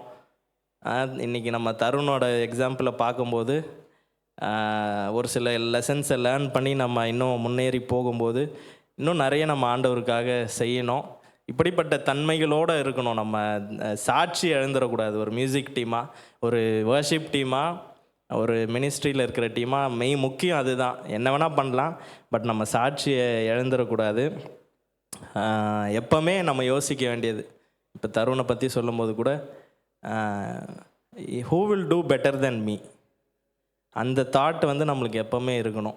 எல்லாருக்குமே, கீபோர்டு வாசிக்கிறவங்க, ட்ரம்ஸ் வாசிக்கிறவங்க, பாடுறவங்க, மிக்சிங் பண்ணுறவங்க, கேமராவில் இருக்கவங்க, யாராக இருந்தாலும், இல்லை இந்த ஹெல்ப் பண்ணுறவங்க, எல்லாத்துலேயும் ஹெல்ப் பண்ண ஹூவர் இட் இஸ், என்னை விட யார் பெட்டராக பண்ணுவா அப்படின்னு யோசித்து மினிஸ்ட்ரியில் நம்ம அப்படி ஒருத்தரையாக நம்ம மாற்றி மாற்றி உயர்த்தி கொள்ளும்போது பெரிய காரியங்களை ஆண்டவர் செய்வார். அதுதான், யாருமே நம்மளை உயர்த்திக்க கூடவே கூடாது. நான் பெருமைக்காக சொல்லலை, நான் தான் நின்று இங்கே வாசிச்சுட்டு இருப்பேன் கீபோர்டு. பட் என்றைக்கு ஜோயி என்னை விட பெட்டராக வாசிக்கிறான்னு நான் ஃபீல் பண்ணணும், அன்றைக்கி ஜோயி தான் அதை வாசிக்கணும், வாசித்தா நல்லாயிருக்கும் அப்படின்னு நான் ஜோயியை கொஞ்சம் கொஞ்சமாக வாசிக்க இது பண்ண சொன்னேன். ஃபார் எக்ஸாம்பிள் சொல்கிறேன் நான், everybody should think like that. ஊழியத்தில் who will do better then me in future. யார் ஊழியம் முன்னேறி போகும்போது இப்போ நிறைய சென்டர்ஸ் வந்துருச்சு, யார் அடுத்தது செய்வா? எல்லாருமே நம்ம என்ன ரோல் பண்ணுறோமோ அந்த ரோலில் இன்னும் 2 பேரை ட்ரெயின் பண்ணணும். That is very very important. Otherwise யோசிச்சு பாருங்கள், 90 வயசு அகஸ்டினுக்கும் விக்டருக்கு எனக்கெல்லாம்னு வச்சுக்கோங்க, இதே மாதிரி உட்காந்து இந்த மூலையில் வாசிச்சுட்டு இருந்தாங்க, நான் இங்கே நின்று பாடிட்டு இருந்தேன்னா எப்படி இருக்கும்? யாராவது உட்காந்து கேட்பாங்களா? இல்லை. அப்படி தான் யோசிக்கணும், அவ்வளோதான். ஸோ அப்படிப்பட்ட காரியங்கள் நம்ம மத்தியில், நம்ம அந்த மாதிரி ஒரு தாட்டோட நம்மளை ரீப்ளேஸ் யாருமே பண்ண முடியாதுன்ற தாட் என்னைக்கு வருதோ அன்னைக்கு நம்ம மேலேருந்து அந்த அபிஷேகம் போயிடும். மற்றவங்கள உயர்த்தணும், ஆண்டவரை உயர்த்தணும், மற்றவங்கள உயர்த்தணும். அட் த சேம் டைம் நம்மளும் அப்படியே இருக்கணும்னு யோசிக்கக்கூடாது. We should equip our self, அதுவும் பண்ணக்கூடாது. நம்ம என்ன பண்ணிகிட்ருக்கோமோ அதில் பெஸ்ட்டாக பண்ணணும் அப்படின்னு நம்மளும் நம்மளை எக்விப் பண்ணிக்கணும். இப்போ நான் பாட்டு பாடுறேன் அப்படின்னா அதே பாட்டை நான் இன்னும் 10 வருஷத்துக்கு பாட முடியாது. ஸோ வீக் டேஸில் I have to go through lot of worships, singing, music கேட்டு இதில் எது நம்ம சர்ச்சில் இம்ப்ளிமெண்ட் பண்ணலாம். ஃபார் எக்ஸாம்பிள் சொல்கிறேன். ஸோ இந்த மாதிரி காரியங்களை என்ன ரெஸ்பான்சிபிலிட்டியில் இருக்கமோ அதை பெஸ்ட்டாக செய்யணும்னு பார்க்கணும். அது நம்மளை மாதிரியே இன்னும் 2 பேரை நம்ம உருவாக்கணும்னு பார்க்கணும். நம்ம தான் எல்லாரும் யோசிக்கக்கூடாது, மற்றவங்கள உயர்த்தணும், ஆண்டவரை உயர்த்தணும். ஸோ இப்படிப்பட்ட காரியங்கள் உண்மையிலே நம்மளுக்கு ஹெல்ப் பண்ணோம். தருண் அதுக்கு ஒரு நல்ல ஒரு எக்ஸாம்பிளாக இருந்து, தருண் சும்மா ஒயர் தான் சுருட்டினான் first, but he equipped himself எல்லாத்துலேயும். இப்போ அவன் எல்லாமே பண்ணுவான். இப்போ வெளியே போகும்போது ஹி டஸ் எவ்ரி திங். யார் கிளாஸ் எடுத்தா? எதுவும் இல்லை, ஹீ ஹிம்செல்ஃப் அவனே டெவலப் பண்ணிக்கிட்டான். So that is very important. அதே மாதிரி ப்ரேயர் மீட்டிங்ஸ் வாங்க, மியூசிக் டீமில், வர்ஷிப் டீமில் இருக்கவங்க, ஊழியத்தில் இன்வால்வ்டாக இருக்கிறவங்க, மிட்வீக் ப்ரேயர், ஏதாவது ஒரு ப்ரேயராது சாட்டர்டே ஆர் வென்ஸ்டே கண்டிப்பாக வாங்க. வெறும் சண்டே வாசிட்டு போகிறதும் ஒரு நல்ல டிசிப்ளின் இல்லை. பிகாஸ் மக்கள் நம்மளை பார்க்குறாங்க, பீப்புள் ஆர் வாட்சிங். நம்ம முன்னாடி நிற்கும்போது, ஊழியத்தில் இருக்கும்போது we are accountable to so many things. So அதுவுமே பார்த்துக்கோங்க. Otherwise I am very happy. ஆண்டவர் கிருபையாக இப்படிப்பட்ட ஒரு சபையும் இப்படிப்பட்ட ஒரு டீமும் கொடுத்து இன்னும் அநேகருக்கு யூஸ்ஃபுல்லாக இருக்குது. நம்ம ஒவ்வொரு மெசேஜும் போடும்போது எவ்வளோ பேர் கால் பண்ணி இது யூஸ்ஃபுல்லாக இருந்துச்சு, அது யூஸ்ஃபுல்லாக இருந்துச்சுன்னு சொல்லும்போது உண்மையிலே ஆண்டவருக்கு நம்ம நன்றி சொல்கிறோம். பட் இது பத்தாது, இன்னும் அதிகமாக செய்யணும். அதனால் ஆண்டவர் தான் உதவி செய்வார். அண்டு தருணுக்கு ரொம்ப thanks. Keep in touch. Thank you. James அண்ணா பேசுவார், அதுக்கப்புறம் தருண் பேசுவான்.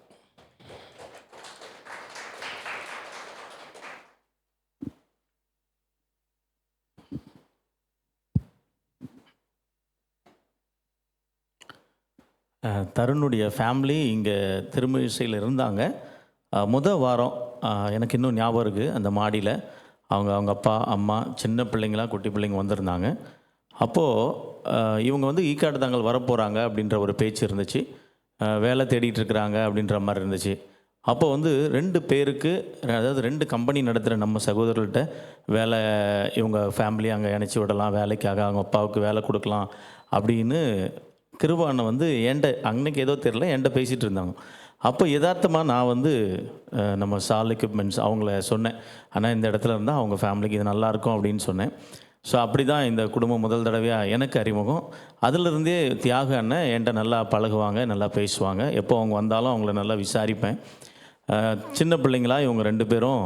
நான் ஹாஸ்டலில் வார்டனாக இருக்கும்போது அந்த அண்ணன் வந்து எனக்கு எப்போவுமே சொல்லுவாங்க, இந்த பசங்க எப்போல்லாம் ஃப்ரீயாக இருக்காங்களோ இல்லை லீவு நாட்களில் தயவுசெய்து உங்கள் ஹாஸ்டலில் வச்சுக்கோங்க, நான் அனுப்பி வைக்கிறேன் அப்படின்னுவார். அது மாதிரி நிறைய நாட்கள் இந்த குட்டி பிள்ளைங்க வந்து எங்கள் ஹாஸ்டலில் இருந்தாங்க. உண்மையிலே அவங்க இருக்கிற நாட்களில் எந்த தொந்தரவுமே இல்லாத பசங்க. அதாவது மற்ற பிள்ளைங்க எத்தனையோ பேர் வந்தால் கூட ஏதோ ஒரு இடத்துல ஒரு சின்ன பிரச்சனை இருக்கும், ஒரு சத்தம் போடுவாங்க, ஏதோ ஒரு பிரச்சனை பண்ணும். ஆனால் இவங்களை பொறுத்த வரைக்கும் 2 பேருமே இருக்கிற இடமே தெரியாது, அவ்வளோ ஒரு அமைதியான பிள்ளைங்கள். அது மாதிரி தருணை பற்றி சொல்லணும், உண்மையிலே சொல்லணும் அப்படின்னா இந்த ஊழியத்தில் இந்த தம்பி சின்ன பையனாக வளர்ந்த நாட்கள் இருந்தும் சரி, இப்போ நம்முடைய இந்த மியூசிக் டீமோடு சேர்ந்து அவன் செய்த இந்த பணிகளை பார்க்கும்போது ஆச்சரியமாக இருக்குது. அவன் வந்த நாள்லேருந்து இந்த நாள் வரைக்கும் யோசித்து பார்த்தேன், சரி ஏதாவது எங்கேயாவது யார்கிட்டையாவது சத்தமாக பேசியிருக்கானா, யார்கிட்டையாவது கோவப்பட்டிருக்கானா? ஒன்றுமே இல்லை. அந்த அளவுக்கு தருணை பற்றி யோசிக்கும்போது ஆச்சரியமாக இருக்குது. அது மாதிரி நல்ல ஒரு ஒபீடியண்ட்டான பையன். வர்றது இடத்துக்கும் சரி, யாருக்கும் இடரலாக இருக்க மாட்டான். டைமிங் மட்டும் சூப்பராக வந்துடுவான். யார் வராங்களோ இல்லையோ முதல்ல அந்த டைமிங் கரெக்டாக வந்துடுவான். எனக்கே எத்தனையோ நேரம் சவாலாக இருக்கும். அது மாதிரி இங்கே பாட்டு பாடும்போதும் ஃப்ரான்சிஸ் அதை சொன்னார், உண்மையிலே எத்தனையோ நேரம் நிறைய பேர் தருண் இல்லாத ஒரு இடத்துல யாராவது ஒன்று பண்ணாங்கன்னா ஏதோ ஒரு மிஸ்டேக் வந்துடும். தைரியமாக நின்று பாடுறதுக்கு, தைரியமாக ஒரு வேர்டு கூட மிஸ் ஆகாமல் வரணும் அப்படின்னா தருண் அங்கே வந்துட்டாருன்னா ரொம்ப சந்தோஷமாக இருக்கும். உண்மையிலே சந்தோஷமாக இருக்கும். அப்படியெல்லாம் அனுபவிச்சிருக்கிறோம். ஆண்டவருடைய மகிமைக்காக உண்மையிலே தருண், கர்த்தர் உங்களை ஆசீர்வதிக்கணும். இங்கே இருக்கிற வரைக்கும் இருந்தீங்க, ரொம்ப சந்தோஷம். அது மாதிரி நீங்கள் போகிற இடத்துலையும் ஆண்டவருக்கு மகிமையாக இருக்கணும். ஏதோ இங்கே இருந்துட்டோம் போயிட்டோம் அப்படி இருந்துடக்கூடாது. பிரான்சிஸ் அண்ணன் சொன்ன மாதிரி நீ டச்சில் இருந்துக்கிட்டே இருக்கணும். எப்போவுமே ஊழியக்காரரோட, அண்ணனுங்களோட எல்லாரோட நீ டச்சில் இருக்கணும்.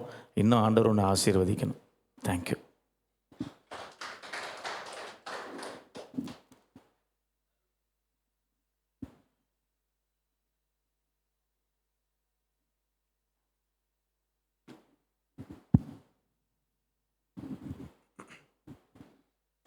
ஃபர்ஸ்ட் ஆஃப் ஆல் எல்லாருக்கும் ரொம்ப தேங்க்ஸ் இங்கே வந்ததுக்கு. எல்லாரும் என்னை பற்றி நல்ல விஷயமா சொன்னீங்க, ஆனால் அதுக்கு எதுக்குமே நான் தகுதி உள்ளவனா அப்படின்னு எனக்கு தெரியாது. அது எல்லாத்துக்குமே நான் காரணம் இல்லை, அதுக்கு எல்லாத்துக்குமே ஜீசஸ் மட்டும்தான் காரணம். ஸோ இந்த ஃபஸ்ட்டு இங்கே புதுசாக நிறைய பேர் இருக்கீங்க, அவங்களுக்கு என்னோடய லைஃப், என்னோடய வாழ்க்கை பற்றி தெரியாது. ஸோ அது ஷார்ட்டாக நான் சொல்லிவிட்டு அதுக்கப்புறம் நான் மற்ற சொல்கிறேன். நானும் ஒரு ஹிந்து பேக்ரவுண்ட்லேருந்து ஆண்டவரை அறிஞ்சவன் தான். ஸோ பைபிள்லே எனக்கு ரொம்ப பிடிச்ச வசனம் வந்து, இருளில் இருக்கிற ஜனங்கள் பெரிய வெளிச்சத்தை கண்டார்கள். ஸோ அது வந்து உண்மையாகவே அந்த பெரிய வெளிச்சம், அந்த பெரிய வெளிச்சம் யாருக்கு கிடைக்கும்னா, அந்த இருளில் இருந்து வெளிச்சத்துக்கு வந்தவங்களுக்கு தான் அந்த பெரிய வெளிச்சம் ஆண்டவர் வந்து கொடுப்பாரு. ஸோ அந்த இருளில் இருந்த நாட்களை வந்து நான் ஞாபகப்படுத்துகிறேன்.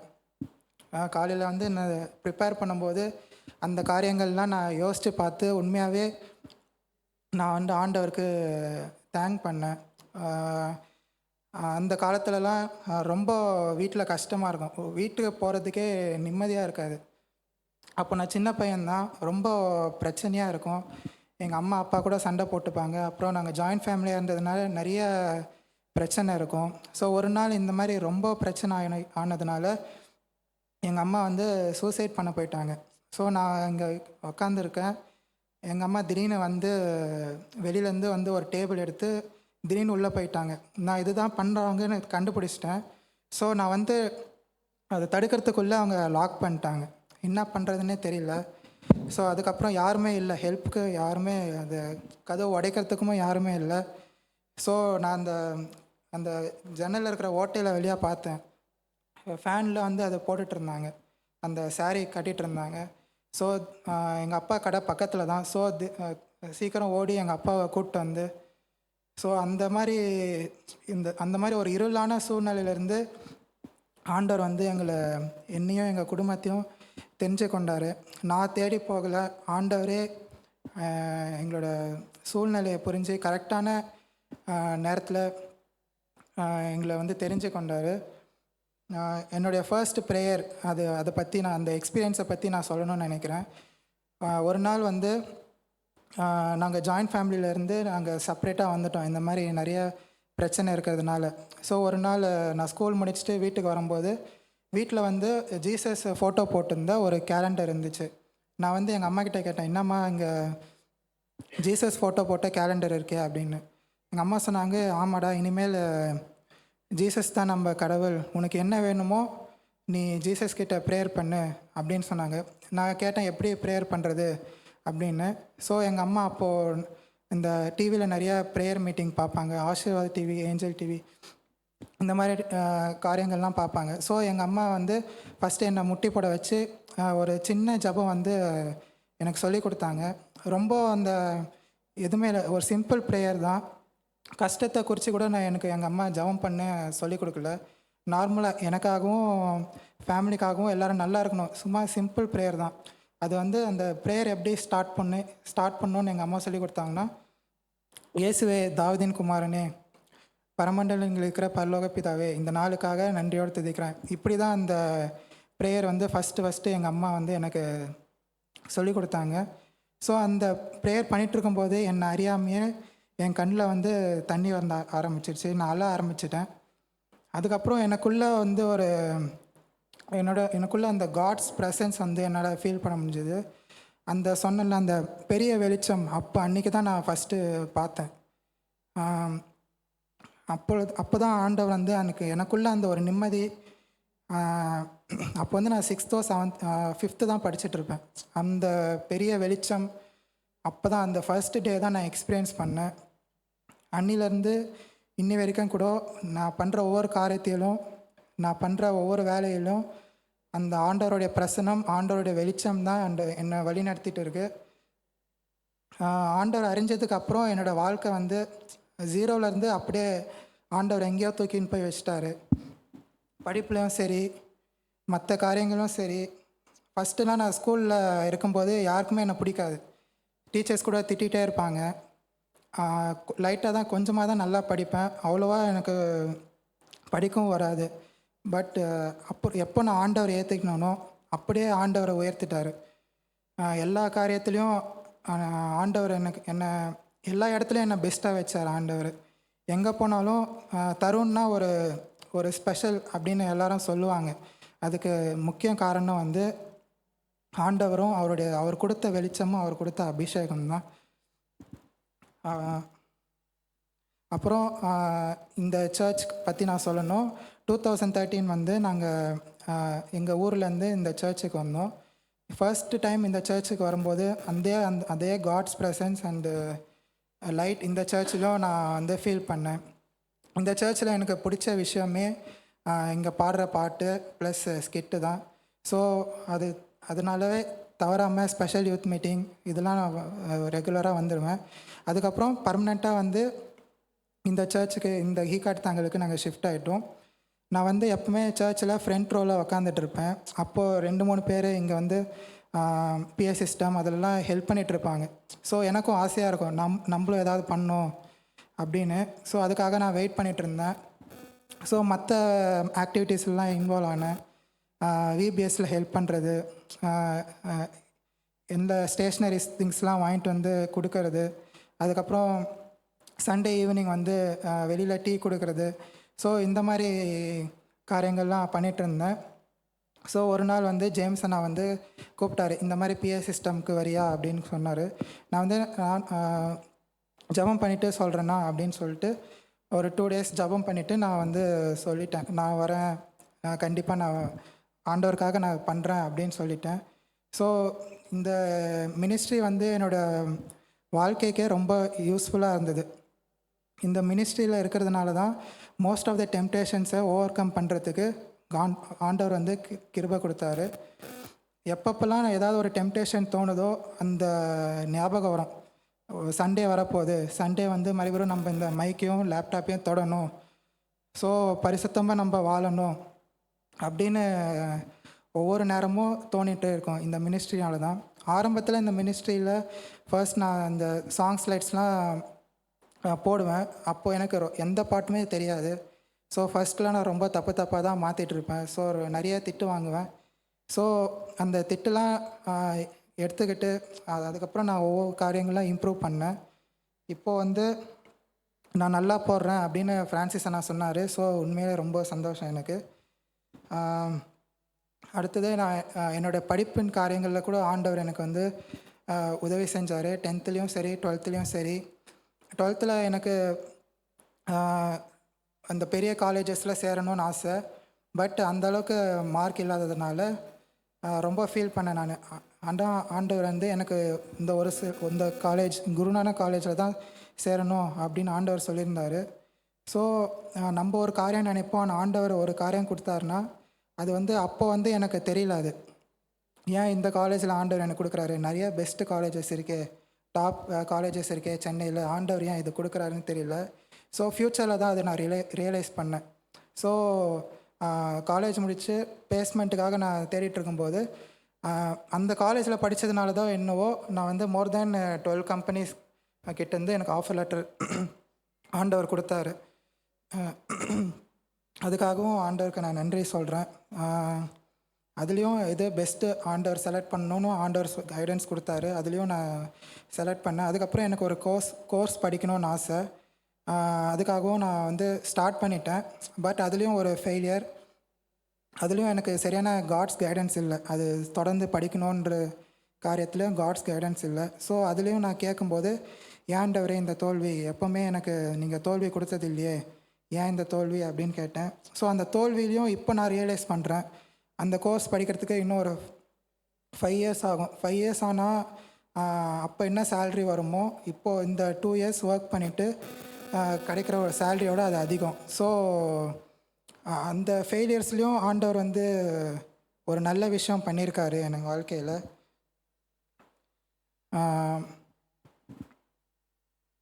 இப்போவும் அந்த 2 years இந்த கம்பெனியில் இருக்கும்படியாக ஆண்டவர் எனக்கு உதவி செஞ்சார். இந்த கம்பெனிலையும் பல பேருக்கு சாட்சியாக வாழும்படியாக ஆண்டவர் உதவி செஞ்சார்.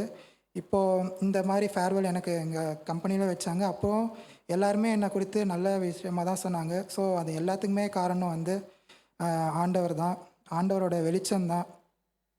இப்போதும் இந்த அடுத்த வேலைக்கு நான் சர்ச் பண்ணிகிட்டு இருந்தேன். ஸோ 1 year நான் சர்ச் பண்ணிகிட்ருக்கேன். ஃபஸ்ட்டுலாம் எனக்கு வந்து சும்மா அட்டன் பண்ணாவே காலேஜ் டைம்ஸை சும்மா அட்டன் பண்ணாவே எனக்கு ஆஃபர் லெட்டர் கிடச்சிரும். ஆனால் இப்போ வந்து ரொம்ப கஷ்டமாக இருந்துச்சு. 1 year நான் வந்து சர்ச் பண்ணிகிட்டு இருந்தேன். லாஸ்ட் ரவுண்ட் வரைக்கும் வரும், செலக்டடுன்னு சொல்லிவிடுவாங்க. பட் ஒன்றும் ஆஃபர் லெட்டரே ரிலீஸ் பண்ண மாட்டாங்க. ஸோ இந்த மாதிரி ஒரு 6 to 8 months அப்படியே போயிட்டு இருந்துச்சு. அதுக்கப்புறம் நான் யோசித்தேன், ஒரு சில நேரத்தில் நம்மளுக்கு தான் நிறையா தெரியும் அப்படின்னு சொல்லிட்டு நம்மளை ஆண்டவரை சார்ந்திருக்காமல் நம்மளே நிறைய காரியங்கள் பண்ணுறோம். ஸோ அப்போது ஒரு நாள் நான் யோசித்தேன், நம்மளை தாழ்த்தி நான் ஜெபம் பண்ணணும், நம்ம சரண்டர் பண்ணணும் ஆண்டவருக்கு அப்படின்னு சொல்லிட்டு தனியாக ஒரு இடத்துக்கு போய் நான் ஜெபம் பண்ணேன் ஒரு சாட்டர்டே. அந்த கம்மிங் வீக்கே வந்து இன்னொரு இன்டர்வியூ வந்துச்சு. அப்பயும் செலக்ட் ஆகிட்டு ஆஃபர் லெட்டரும் சீக்கிரமாக ரிலீஸ் பண்ணிட்டாங்க. நான் கேட்ட சேலரி ஒன்று, அவங்க வந்து கொடுத்தது வந்து அதோட அதிகம். ஸோ இது எல்லாத்துக்குமே காரணம் வந்து ஆண்டவர் தான். ஸோ ஸ்பெஷல் தேங்க்ஸ் அந்த சபைக்கும், என்னோடய எல்லா காரியங்களிலும் இந்த சபை மக்கள், கிருபா அண்ணா, மோச அண்ணா, ஃப்ரான்ஸ் அண்ணா, வெஸ்லி அண்ணா எல்லாருமே எனக்கு வந்து எனக்கு கூட இருந்திருக்காங்க, எனக்காக ஜெபம் பண்ணியிருக்காங்க. எல்லாருக்காகவும் நன்றி. முக்கியமாக மார்ட்டின் அங்கிள் எங்கள் குடும்பத்துக்காக நிறையா ஜபிச்சிருக்காங்க. Thank you uncle. அதுக்கப்புறம் சுதா அண்ணாக்காக ஜபிக்கிறேன், தேங்க்ஸ் சொல்கிறேன். தேங்க்யூ அண்ணா, எங்கள் அப்பாவுக்கு வேலை கொடுத்ததுக்கு. எங்கள் குடும்பத்துக்கே நீங்கள் ரொம்ப ஆசீர்வாதமாக இருந்திருக்கீங்க. தேங்க்யூ. எப்போவுமே அந்த நன்றி உள்ளவனா நான் இருப்பேன். தேங்க்யூ. தொடர்ந்து எனக்காகவும் என் குடும்பத்துக்காகவும் ப்ரேயர் பண்ணிக்கோங்க. நான் இருக்கிற இடத்துல கூட தொடர்ந்து ஆண்டவருக்காகவும் ஆண்டவரை சேவிக்கிறதுக்கும் எனக்கு ஆண்டவர் பலன் கொடுக்கும்படியாக எனக்காக ஜெபிச்சுக்கோங்க. தேங்க்யூ.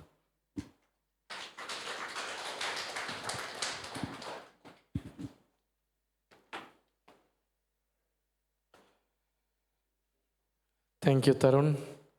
ஸோ நல்ல ஒரு மீனிங்ஃபுல் மீட்டிங்காக இருந்துச்சு. ஆண்டவருக்கு ஸ்தோத்திரம். நாங்கள் ஆரம்பத்தில் நம்ம ஈக்காடுத்தாங்கல் ஊழியம் பூவும் பிஞ்சுமா இருக்கும்போது, ஸோ அப்போ வந்து நான் ஃப்ரான்சிஸ் அகஸ்டின், நான் ஏற்கனவே சொல்லியிருக்கேன் இதை, ஃப்ரான்சிஸ் அகஸ்டின் நான் 3 பேருமா ஒரு கவனன்ட் பண்ணிக்கிட்டோம், உடன்படிக்கை. நம்ம ஊழியம் வந்து ஓரளவு எஸ்டாப்ளிஷ் ஆகிற வரைக்கும் நம்ம எங்கேயும் போகக்கூடாது. என்னென்னா இப்போ சிட்டியை பொறுத்த மட்டும் பெட்டர் ஜாப் கிடச்சா எல்லோரும் போயிடுவாங்க. ஸோ எத்தனையோ பேர் அப்படி போவாங்க. ஆனால் நம்ம 3 பேரும், ஏன்னா இப்போ மியூசிக்கு நீங்கள் 2 பேரும் தேவை, அதுமாதிரி ஊழியர் சைடில் நான் தேவை. ஸோ நம்ம வந்து it is not about our life, it's about church அப்படின்னு பலவந்தமாக அவங்க 3 பேர்ட்டையும், அவங்க 2 பேர்ட்டையும் நான் ப்ராமிஸ் வாங்கிக்கிட்டேன். ஸோ விக்டர் எப்படி மிஸ் பண்ணேன்னு தெரியல. ஸோ நாங்கள் 3 பேரும் அது பண்ணோம். ஆனால் இப்போ வந்து அப்படி இல்லை. God has blessed the ministry. ஆண்டவர் அநேகரை எழுப்புறாரு. ஸோ ஏன்னா இன்றைக்கி எத்தனையோ இடங்கள்ல அப்படி, அதாவது சர்ச்சுக்காக பீப்புளை யூஸ் பண்ணுறாங்க, பட் சர்ச் வந்து பீப்புளுக்காக தான் இருக்குது. ஸோ அதை உண்மையிலே நம்ம சர்ச்சில் பார்த்துருக்கோம். People are blessed, in turn search is blessed, சபை ஆசீர்வதிக்கப்படுது. ஸோ இப்போவுமே தருண் போகிறது ஒரு லாஸாக இருந்தாலும், தருணை கொடுத்தது ஆண்டவர், ஆண்டவர் எங்கே எடுத்து செல்ல விரும்புகிறாரோ அங்கே எடுத்து செல்லட்டும். ஸோ நான் ஒரே ஒரு காரியம் தான் கேட்டேன், இஸ் இட் காட்ஸ் வில் நீங்கள் போகிறது? நான் சமீபத்தில் போன வாரம் அவங்க வீட்டுக்கு போயிருந்தேன், ஒரு அன்பின் விருந்து. ஸோ அப்போ கேட்டேன் எப்படின்னு. அப்போ அவங்க சொன்னாங்க எப்படி இதுக்காக ப்ரே பண்ணோம், எப்படி ஆண்டவருடைய வழிநடத்தல், இந்த வேலை ஆண்டவருடைய கிருபையினால் கிடச்சிது. So we have that confidence. ஆண்டவர் சித்தப்படி இப்போ நம்ம ஹைதராபாத் போகிறோம் அப்படின்னு தருணுக்கு அந்த கான்ஃபிடென்ஸ் இருக்குது. ஸோ இது ஏன் சொல்கிறேன்னா, உங்கள் லைஃப்லேயும் அப்படி தான். இட் இஸ் நாட் எது பெட்டர் ஜாபுங்கிறது இல்லை. நம்ம லைஃப்பில் ஜோம் பண்ணி ஆண்டவர் எங்கே கொண்டு போகிறாரு, காட் இஸ் டேக்கிங் மீ அப்படிங்கிற ஒரு கான்ஃபிடென்ஸோடு தான் நம்முடைய லைஃப்பில் ஷிஃப்ட் இருக்கணும். அது மாதிரி இதில் மெயினாக வந்து தருணுடைய பேரண்ட்ஸுடைய ஃபெய்த்தை தான் நான் வந்து ஆனர் பண்ண விரும்புகிறேன். ஏன்னா எல்லாருமே சொன்னாங்க, அந்த ஜேம்ஸ் சொன்னார், மோசஸ் சொன்னார், திருமழிசை அங்கே வரும்போது பார்த்திங்கன்னா நம்ம, அதாவது அவங்க ஊரெல்லாம் விட்டுட்டு புது இடத்துக்கு வராங்க. சென்னை மாதிரி ஒரு விலைவாசி மிகுந்த ஒரு பட்டணம். பொதுவாக ஒரு பேச்சுலராக இருக்கிற நாட்களில் டிசிஷன் எடுக்கிறது ஈஸி, ஜஸ்ட் மேரிட் அந்த ஸ்டேஜ்லேயும் எடுக்கிறது ஈஸி. ஆனால் குழந்தைகளை வச்சுக்கிட்டு படிக்கிற ஸ்டேஜில் குழந்தைங்க இருக்கும்போது ஒரு புது ஷிஃப்ட்டுங்கிறது ரொம்ப ரொம்ப கஷ்டம். எப்படி ஆபிரகாம் ஆண்டவர் சொல்லி ஒபே பண்ணாரோ அது மாதிரி உண்மையிலே அந்த நாட்களில் பலவிதமான கேள்விகள் எனக்குள்ளே இருந்துச்சு, அவங்களுடைய எதிர்காலத்தை குறித்த பயங்கள். இன்றைக்கி நாட்கள் சீக்கிரமாக ஓடி போச்சு. ஆண்டவர் எவ்வளோ அப்படிப்பட்ட நிலைமையிலேருந்து இன்றைக்கி ஆண்டவர் எவ்வளோ அந்த குடும்பத்தை உயர்த்திட்டார். ஆனால் அந்த ஸ்டெப் ஆஃப் ஃபெய்த், கணவன் மனைவியாக, ஏன்னா ஒருத்தர் சொன்னால் அடுத்தவங்க ஒத்துக்கணும். ஸோ அது உண்மையிலே ஒரு சரியான முடிவு, எப்படி ஒரு குடும்பத்தை சரியாக மாற்றி அமைக்க முடியுங்கிறதுக்கு ஒரு பெரிய எடுத்துக்காட்டாக இருந்திருக்கு. அது மாதிரி தருண் வந்து வெரி குட் இன் ஸ்டடீஸ், நல்ல ஒரு படிப்பாளி. அதே மாதிரி உங்களில் ஒரு சிலருக்கு தெரியாமல் இருக்கலாம், ஹீ இஸ் அன் இமோஷ்னல் பாய். சில காரியங்கள் கிடைக்கலன்னா ஈஸியாக ரொம்ப கொஞ்ச நாள் உடனே இல்லை, நான் ஒருவேளை இன்றைக்கி பேச வரும்போது கூட கொஞ்சம் அழுதுருவானு நினச்சேன். அதாவது ஏதாவது தாங்க முடியலன்னா உள்ளே வச்சுக்கிட்டு இருக்க மாட்டான், ஈஸியாக அழுதுருவான். மேபி அவங்க அம்மாவுடைய நேச்சர்னு நினைக்கிறேன், நான் அவங்க அம்மாட்ட அப்படி தான் சொன்னேன். ஸோ வெரி இமோஷ்னல் பர்சன், இன்வால்வ்டாக இருப்பாப்பில். அது மாதிரி வெரி பங்க்சுவல். சண்டே என்னுடைய பாலிசி வந்து 9 வரைக்கும் சர்ச்னாலும் சண்டே மட்டும் ஒரு 8 மணிக்காவது வந்துடணும். நான் அப்படி தான் எவ்ரி வீக் வரேன். அது மாதிரி தருண் யார் வந்தாலும் வரலனாலும் சரி, மழை பெஞ்சாலும் பெய்யலைனாலும் சரி, அவனுக்குரிய டைமில் வந்துடுவான். எபி அதே மாதிரி. ஸோ உண்மையிலே வெரி பங்க்சுவல். அது மாதிரி his yes is yes, no means no. இப்போ சில நேரம் ஒரு வேலை சொல்கிறோம், அவனுக்கு வேறு ப்ரோக்ராம் இருக்குன்னா ஸ்ட்ரைட்டாக சொல்லிடுவான், இல்லைண்ணே சாரி இன்றைக்கி வர முடியாது, இந்த நாளில் நான் அவைலபிளாக இல்லை. ஏன்னா சிலர் வந்து அப்படி சரி அண்ணன் சொல்கிறாரு இல்லை ஊழியக்காரர் சொல்கிறாரு நோன்னு சொல்ல கஷ்டப்படுவோம். அவங்களுக்கே அது எஸ்ன்னு சொல்லும் போது தெரியும் நம்ம செய்ய போகிறது இல்லைன்னு. ஆனாலும் சரி சரின்னு தலையாட்டிட்டு வர மாட்டாங்க. பட் தருண் அப்படியே கிடையாது. Yes is yes, no is no. சரி, ஸோ ஆண்டவருக்கு ஸ்தோத்திரம். ஆண்டவர் புதிய இடத்துலையும் தொடர்ந்து அவனை பயன்படுத்தணும். இப்போது இந்த ஒரு அக்கேஷனில், ஏன்னா நாங்கள் ரொம்ப நாள் யோசிச்சுட்டு இருந்தோம், நம்ம music team, youth worship team, நம்ம இவங்க வந்து ஒரு மீட்டிங் வைக்கணும் அப்பப்போ அப்படின்னு.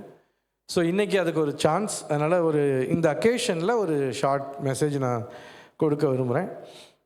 1 or 2 3 வேத பகுதிகள் நான் சொல்லும்போது வாசிங்க, யாராவது எடுத்தவங்க. 2 ராஜாக்கள் 5ஆம் அதிகாரம் 2 மற்றும் 3ஆம் வசனம். 2 Kings 5th chapter verses 2 and 3. அதுக்கு அடுத்தது Daniel 1:1-3-6. ஃபஸ்ட்டு இப்போ 2 Kings வாசிக்கலாம். 5:2 and 3. சீரியாவிலிருந்து தண்டுகள் புறப்பட்டு இஸ்ரவேல் தேசத்திலிருந்து ஒரு சிறு பெண்ணை சிறைப்பிடித்து கொண்டு வந்தார்கள். அவள் நாகமானின் மனைவிக்கு பணிவிடை செய்து கொண்டிருந்தாள். அவள் தன் நாச்சியாரை பார்த்து, என் ஆண்டவன் சமாரியாவில் இருக்கிற தீர்க்கதரிசி இடத்தில் போவாரானால் நலமாயிருக்கும், அவர் இவருடைய குஷ்டரோகத்தை நீக்கி விடுவார் என்றார். இன்றைக்கி நம்ம 3 பேரை பார்க்க போகிறோம். இந்த இஸ்ரவேல் தேசத்தை சேர்ந்த இந்த சின்ன வேலைக்கார பெண், அடிமை பெண், அப்புறம் டேனியல், ஜோசப். இவங்க 3 பேருமே இடம் பெயர்ந்தவர்கள். ஒரு இடம் விட்டு இன்னொரு இடம் எதிர்பாராத விதமாக அவங்க போனாங்க. அன்றைக்குள்ள சூழ்நிலை வேறு, இன்றைக்குள்ள சூழ்நிலை வேறு. இன்றைக்கி நம்ம ஜாபு பல காரணங்களுக்காக நம்ம மூவ் ஆகிறோம். ஆனால் அவங்களுக்கு வந்து அந்த ஷிஃப்ட் வந்து நிர்பந்தப்படுத்தப்பட்டது. ஆனால் அந்த சிச்சுவேஷனில் அவங்க எப்படி அடாப்ட் பண்ணிக்கிட்டாங்க, எப்படி அவங்க லைஃப் சக்ஸஸ்ஃபுல்லாக இருந்துச்சு, அதான் பார்க்க போகிறோம். ஸோ இங்கே அந்த நாகமான், இந்த ஒரு பெண், ஒரு வேலைக்கார பெண் தான் அந்த வீட்டுக்கு வர. Daniel 1:1-3-6. தானியேல் 1:1-3-6 வசனங்கள்.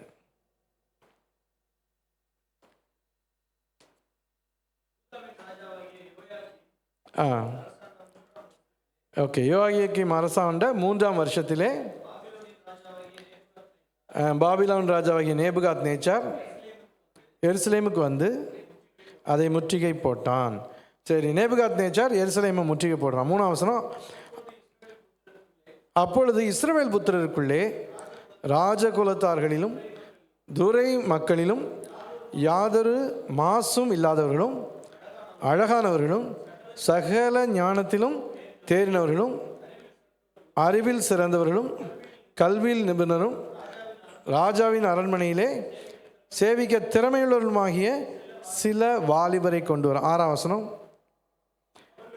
அவர்களுக்குள் யூதா புத்திரராகிய தானியேல், அனனியா, மீஷாவேல், அசரியா என்பவர்கள் இருந்தார்கள். இங்கேயும் பார்க்குறோம், வாலிப வயதில் திடீர்னு சொல்லி ஊரை விட்டு அப்பா அம்மாவை விட்டு தானியேல் வேறொரு தேசத்துக்கு கொண்டு போகப்படுகிறான், பாபிலோனுக்கு கொண்டு போகப்படுகிறான். யோசேப்புடைய இதையும் பார்க்கலாம். ஆதியாகமம் 37, 36, 39, 1. 37ஆம் அதிகாரம் கடைசி வசனம். ஆதியாகமம் 37 கடைசி வசனம். அந்த மீதியானியர் யோசேப்பை எகிப்திலே பார்வோனின் பிரதானியும் தலையாரிகளுக்கு அதிபதியுமாகிய போத்திபார் என்பவரிடத்தில் விற்றார்கள். 39:1. யோசேப்பு எகிப்துக்கு கொண்டு போகப்பட்டான். பார்வோனுடைய பிரதானியும் தலையாரிகளுக்கு அதிபதியுமாகிய போத்திபார் என்னும்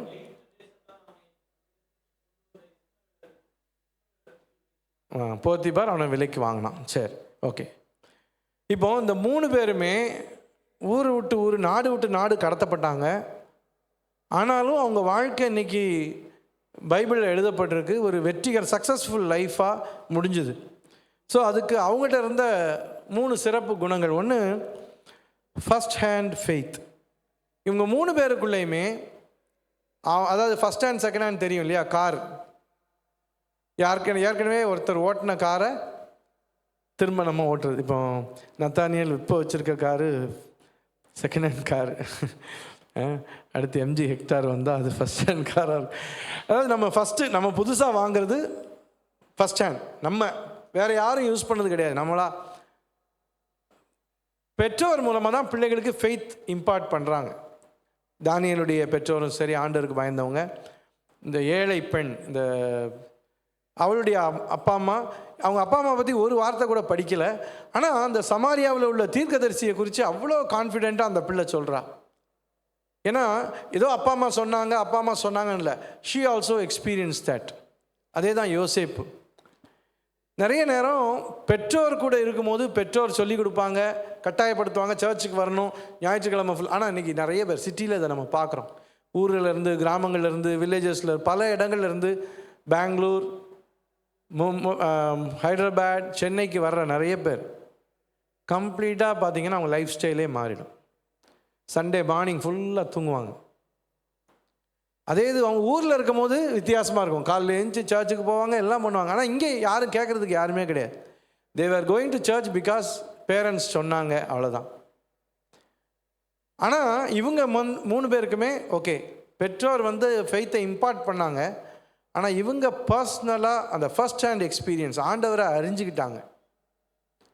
அந்த சமீபத்தில் சால்ட் இதில் போயிருக்கும்போது நம்முடைய கிராஸ்பிங் இதை பற்றி சொல்லுவாங்க. அதாவது நம்முடைய மைண்டு, நம்ம மூளையை சும்மா வச்சுக்கோங்க, 3 லெவல் அப்படி பிரிக்கிறது. ஒன்று அப்பர் லெவல், அடுத்து லோயர், அப்புறம் சப்கான்ஷியஸ் லெவல். அப்பர் லெவலுங்கிறது நமக்கு சொல்லி கொடுக்குறாங்க, நம்ம கேட்குறோம், கற்றுக்குறோம், ஜஸ்ட் ஹெட் மேலாக்கில். நிறைய பேர் அப்படி தான் ஃபஸ்ட்டு. அதுக்கு அடுத்தது லோயர் லெவல் எப்படின்னா கிரிட்டிக்கல் மைண்டு. இது உண்மையா, இது நம்ம அதை அப்ளை பண்ணி பார்க்குறது, நம்ம அதை யோசிக்கிறது, அதோட இன்டராக்ட் பண்ணுறது. நம்ம என்ன ட்ரூத்தை கேட்குறோமோ அதை நம்ம இன்டராக்ட் பண்ணி அப்புறம் அதை அது சப்கான்ஷியஸ் மைண்டுக்குள்ளே சிங்க் ஆகுது. So Appar mind, lower mind, subconscious mind. இப்போ தருண் சொன்னான், அவங்க அம்மா எப்படி ஜெபம் பண்ணணும்னு கற்றுக் கொடுத்தாங்க. அதை அவன் சீரியஸாக எடுத்துகிட்டு ப்ரே பண்ணான். He experience the presence of God. அழுதான். இந்த மாதிரி நமக்கு என்ன கற்றுக் கொடுக்கப்படுதோ அதை நீங்கள் பர்சனலைஸ் பண்ணி உங்கள் லைஃப்பில் நீங்கள் அதை இது பண்ணால் தான் நீங்கள் நிலச்சிருப்பீங்க. ஸோ அதுதான் உண்மையிலே change of place will not change your faith. நீங்கள் அப்படி பெற்றோர் உங்களுக்கு சொல்லிக் கொடுத்தது, அதில் ஊழியக்காரங்க உங்களுக்கு சொல்லிக் கொடுத்ததை நீங்கள் வெறும் மூளை அறிவில் இல்லாமல் அதை உங்களை இன்டர்னலாக உங்களுக்கு அப்ளை பண்ணிக்கிட்டீங்கன்னா, பர்சனலைஸ் பண்ணிக்கிட்டீங்கன்னா, புது இடத்துக்கு போனாலும் மாற மாட்டீங்க. உங்கள் கம்பெனி, உங்களை சுற்றி இருக்கிற மக்களுடைய அவங்க மாறினாலும் சேஞ்ச் ஆஃப் லைஃப் ஸ்டைல், முந்தி இருந்தது வேறு, இப்போ லைஃப் ஸ்டைல் வேறு, எது மாறினாலும் your faith will not change. So first தானியலுக்கு இருந்தது, யோசேப்புக்கு இருந்தது, அந்த வேலைக்கார பெண்ணுக்கு இருந்தது ஃபர்ஸ்ட் ஹேண்ட் ஃபெய்த். அடுத்தது love of God was greater than the lust of the flesh or lust of the world. வாலிப வயசில் அவங்க எப்படி பரிசுத்தமாக இருந்தாங்க. தானியேல் ஆகாரத்தினால தன்னை தீட்டுப்படுத்திக்க மாட்டேன்னு சொன்னான். யோசேப்பு மாம்ச இச்சைக்கான ஒரு சோதனை வந்தபோது அவன் தீட்டுப்படுத்திக்கல. இந்த பிள்ளைக்கு ஒரு கசப்பான அனுபவம். She could have filled her heart with hatred. நான் நல்ல அம்மாவோடு இருந்தேன், அப்பாவோடு இருந்தேன், என்னை இங்கே ஒரு வேலை அடிமையாக வச்சுருக்குறாங்க அப்படின்னு அவங்க மேலே ஒரு ஹேட்ரட் வந்திருக்கலாம். But all these 3 people lived a victorious life. ஏன்னா குறிப்பாக டேனியலுக்கும் ஜோசஃப்க்கும் வாலிபத்தில் அவங்கள பரிசுத்தமாக காத்துக்கிட்டாங்க. Not because of anybody. யாருமே அவங்கள வாட்ச் பண்ணுறதுக்கு இல்லை. Nobody was there to be with, அவங்கள எக்ஸாமின் பண்ணுறதுக்கு, அவங்க என்ன செய்கிறாங்க, எப்படி பண்ணுறாங்க, தெர் இஸ் நோ ஒன். ஆனால் த லவ் ஆஃப் காட், அவங்க ஆண்டவரை நேசித்த அன்பு மாம்ச இச்சையை விட அதிகமாக இருந்துச்சு, உலக ஆசையை விட அதிகமாக இருந்துச்சு. ஸோ இந்த ஒரு காரியம், நிறைய பேர் இடம் மாறும்போது, சூழ்நிலை மாறும்போது அவங்க ஃபெய்த்து ஷேக்கன் ஆகிடுது, அவங்க பக்தி மாறிடுது. சோதனை வந்தவொடனே திடீர்னு விழுந்துடுறாங்க. சின்ன வயசில் இருந்த பக்தி ஒரு வாலிப வயதுக்குள்ளே போகும்போது அப்படியே ஆசிலேட் ஆகிடுது. when they get opportunity to sin. ஏன்னா ஒரு ஸ்டேஜ் வரைக்கும் ஒரு ப்ரொடெக்டட் ஏரியாவில் வளரும்போது பாவம் செய்ய வாய்ப்பே கிடைக்கல, ஆப்பர்ச்சுனிட்டி இல்லை. இப்போ தனியாக இருக்கும்போது ஆப்பர்ச்சுனிட்டி இருக்குது. அப்போ பாவத்தில் விழாமல் இருக்கணும்னா you should have the love of God. Your love for God should be more greater than the lust of the flesh or lust of the world. அது மாதிரி ஒர்க் லோட் அதிகரிக்கும் போது ஆண்டவர் மேலே அன்பு இருந்தால் தான் they will go for worship. எங்கேனாலும் சரி, எவ்வளோ தூரம். நான் அதாவது வாலிப வயதில் ஆண்டவரை அறிந்து கொண்டு கடைசி வரைக்கும் உண்மையாக இருந்தவர் சிலர்லாம் சொல்லுவாங்க.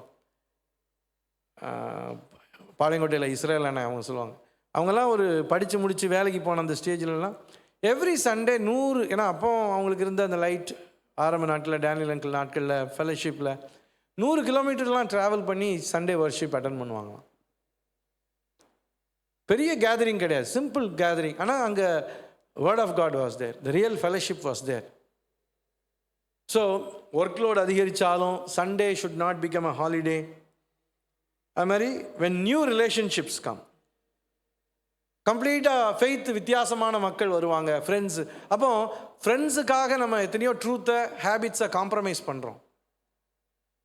ஆனால் ஆண்டவர் மேலே உள்ள அன்பு அதிகமாக இருந்துச்சுன்னா அப்படி எதையும் செய்ய மாட்டோம். we will plainly say no means no. இது என்னுடைய ஹேபிட் கிடையாது, இது என்னுடைய பழக்கம் கிடையாது.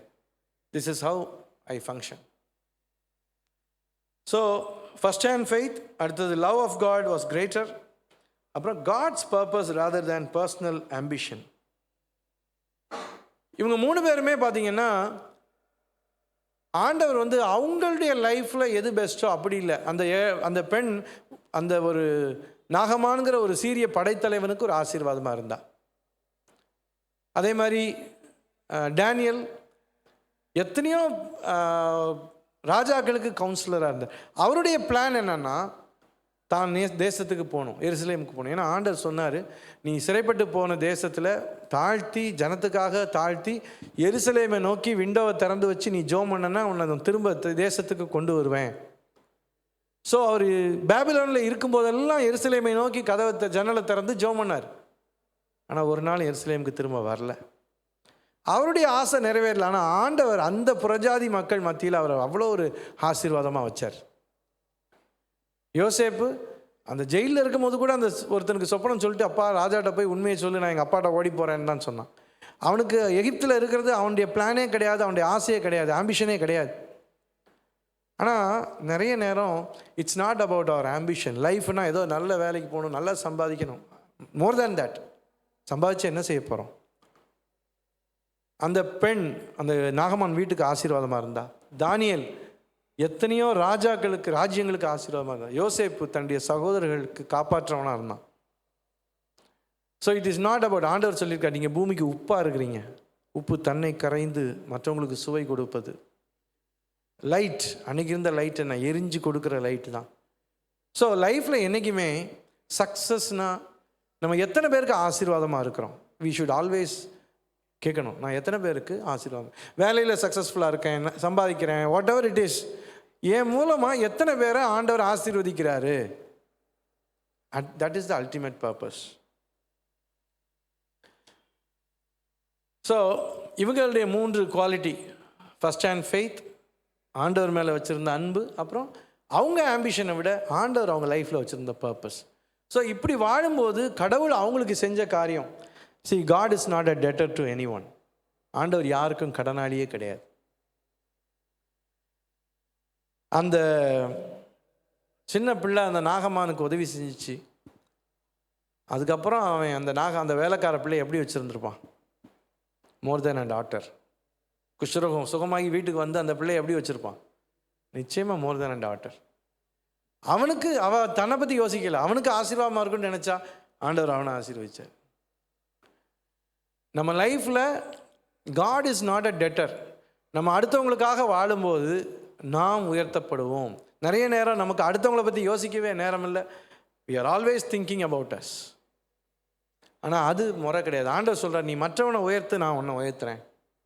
அதனால இருக்கிற கொஞ்சம் வருஷ அனுபவங்களே சொல்ல முடியும். இங்கே வந்து ஊழியம் செஞ்ச நாட்கள்லையும் எவ்வளோ பணத்துக்கு கஷ்டப்பட்ட நாட்கள் உண்டு. அப்போ ஆண்டவர் கிருபையில் வேலை இல்லாத பையங்கள்லாம் ஹாஸ்டலில் தங்கியிருந்து அவங்கள படிப்படியாக ஆண்டவர் உயர்த்தும் போது எத்தனையோ பேர் எவ்வளோ பெட்டர் பொசிஷனுக்கு வந்தாங்க. ஆனால் என்னுடைய அடிப்படை தேவைகளுக்கு கூட காசு இல்லாமல் இருக்கும். சில நேரம் எவ்வளோ மன உருக்கம் இருக்கும், மற்றவங்களுக்கு உதவி செய்யணுன்னு இருக்கும், ஆனால் காசே இருக்காது. அப்போ நான் எவ்வளோ நேரம் ஆண்டவர்கிட்ட அழுதுருக்கிறேன், என்ன ஆண்டவரே, அவங்க கம்பெனிக்காக 8 மணி நேரம் உழைக்கிறாங்கன்னா நான் அதை விட கூட உழைக்கிறேன், நீர் என்னை ஆசீர்வதிக்கிறது ஓகே, பட் இந்த உலகத்தின் தேவைகள் மற்றவங்களுக்கு செய்யணும்னா நீங்கள் ஆசீர்வதிச்சா தானே செய்ய முடியும். நிச்சயமாக அடுத்தவங்க உயர்த்தப்பட நாம் காரணமாக இருந்தால் ஆண்டவர் நம்மை உயர்த்துவார். அடுத்தது, God is King of Kings and Lord of Lords. நீங்கள் போகிற இடத்துல வாலிபத்தில் நீங்கள் எத்தனையோ இடங்களுக்கு போகலாம். பாருங்கள், செப்டம்பர் 11 ட்வின் டவர்ஸ் இடிபட்ட போது அவ்வளோதான், அசோக் ரொம்ப பாதிக்கப்பட்டார் அந்த நாட்களில். அவர் படிப்பே கேள்விக்குறியாச்சு. கோவிட் வந்த நாட்களில் அவ்வளோதான். ஸ்டார் ஹோட்டல்ஸ்லாம் என்ன மாதிரி இருந்தாங்க, எப்படி எல்லாம் still world is still running. காலங்கள் மாறும், சூழ்நிலைகள் மாறும், பட் இவன் இருந்த காலத்தில் அதுக்கு முன்னாடி அசிரியன்ஸ் இருந்தாங்க, அப்புறம் பேபிலோனியன்ஸ் வந்தாங்க, அப்புறம் பெர்ஷியன்ஸ். ஆட்சிகள் மாறியது, காட்சிகள் மாறியது, ஆனால் தானியேலை ஆண்டவர் யூஸ் பண்ணிக்கிட்டே இருந்தார். உண்மையிலே நம்ம ஆண்டவருடைய பிளான் படி வாழ்ந்துட்டு இருந்தோம்னா, அந்த அஜெண்டாவில் நம்ம வாழ்ந்துட்டு இருந்தோம்னா ஆண்டவர் நம்மளை நடத்துவார். எதை பற்றி ஆட்சி மாறலாம், என்ன ஆனாலும் அதை பற்றி கவலையே இல்லை, ஆண்டவர் நம்மளை நடத்துவார். I don't know what the future holds for me. எதிர்காலம் எனக்காக என்ன கொண்டிருக்கிறது என்று எனக்கு தெரியாது, but I know who is holding my future. என்னுடைய எதிர்காலத்தை யார் கொண்டிருக்கிறார் என்பது எனக்கு தெரியும். அந்த நிச்சயத்தோடு வாழ முடியும். உண்மையிலே தானியேலுக்கு ஆண்டவர். அடுத்தது, God is a promise keeper. ஜோசப்க்கு ஆண்டவர் ப்ராமிஸ் கொடுத்தாரு, அதை நிறைவேறதுக்கான அறிகுறியே இல்லை. Everything went against. ஆனால் God is better than his word. ஆண்டவர் சொன்னதுக்கு மேலே செய்வார ஒழிய குறையா செய்ய மாட்டார். So trust the word of God. ஆண்டவர் கொடுக்குற ப்ராமிஸ், அது மேலே உங்கள் வாழ்க்கையை கட்டுங்க. ஆண்டவர் ஒரு நாளும் வார்த்தை பொய்யுரையாத தேவன். ஆண்டவர் யோசேப்புக்கு என்ன சொன்னார், அவனுடைய பிரதர்ஸ் அவங்கெல்லாம் வந்து அவனை வணங்குற மாதிரி, அவங்க மட்டுமா வணங்கினாங்க? The whole nation. அது வணங்குறது மட்டும் இல்லை, he was the saviour of the world. அந்த நாட்களில் ஆண்டவர் நமக்கு சொல்கிற வாக்குத்தத்தத்தை விட பல மடங்கு நம்ம வாழ்க்கையில் நிறைவேற்றுவார். Only we should abide in him. உண்மையிலே ஆண்டவர் ஒவ்வொருத்தர் உங்கள் லைஃப்லையும் ஆண்டவருக்கு உண்மையாக இருங்க.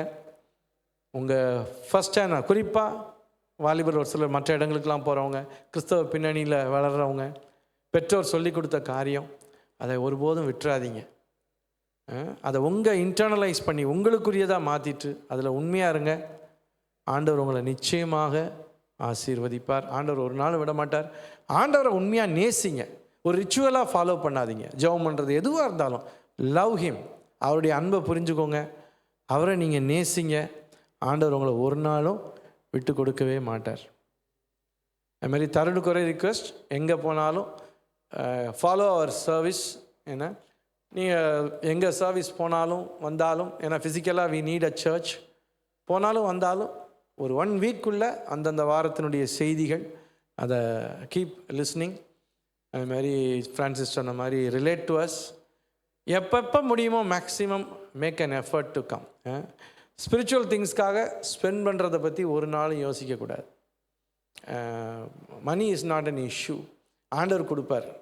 ஸோ அந்த கம்பெனி ஆஃப் காட்ஸ் பீப்புள், திரும்ப அந்த ஒரு இது அவங்க நமக்காக ஜெபிக்கிற ஜெபம். So it is very very important. அதனால் may God help. Thank you for this wonderful opportunity. So இப்போ இறுதி ஜெபம் மாட்டின பண்ணுவாங்க. வந்து அதுக்கு முன்னாடி தருணை முன்னாடி வர வச்சு நான் ஜஸ்ட்டு தலையில் கை வச்சு அவனுக்காக ஜெபிக்க போகிறேன். எல்லாரும் எழுந்து நிற்கலாம்.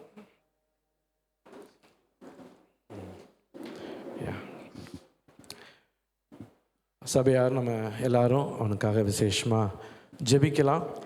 இது வரைக்கும் ஆண்டவர் அருமையாக நடத்தினார். அவனுடைய வாழ்க்கையில் இன்றைக்கி அவன் ஷேர் பண்ண டெஸ்டிமனி. நம்முடைய ஒரு யூத் மீட்டிங்லேயும் காட் வில்லிங் அடுத்து ஒரு நேரம் வந்து தருண் டெஸ்டிமனி கொடுக்குறேன்னு சொல்லியிருக்கிறான். ஓ சரி சரி, ஓகே ஓகே.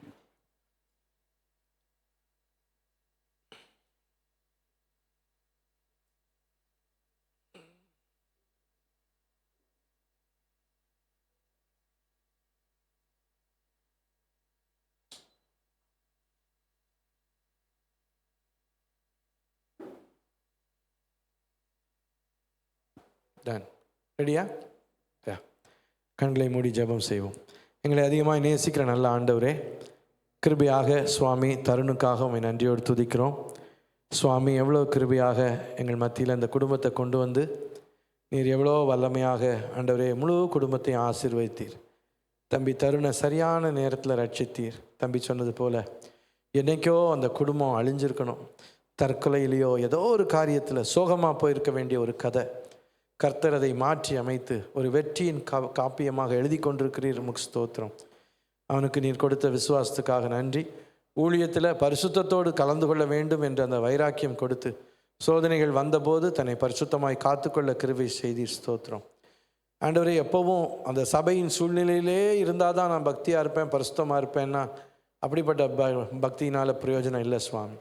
தானியேலை பார்த்தோம், யோசேப்பை பார்த்தோம், அந்த வேலைக்கார பெண்ணை பார்த்தோம். பெற்றோரை விட்டு ஆண்டவரை தேடுகிற மக்களை விட்டு எவ்வளோ தூரமாக எடுத்து செல்லப்பட்டாலும் கர்த்தர் அவர்களோடு இருந்தீர் சுவாமி.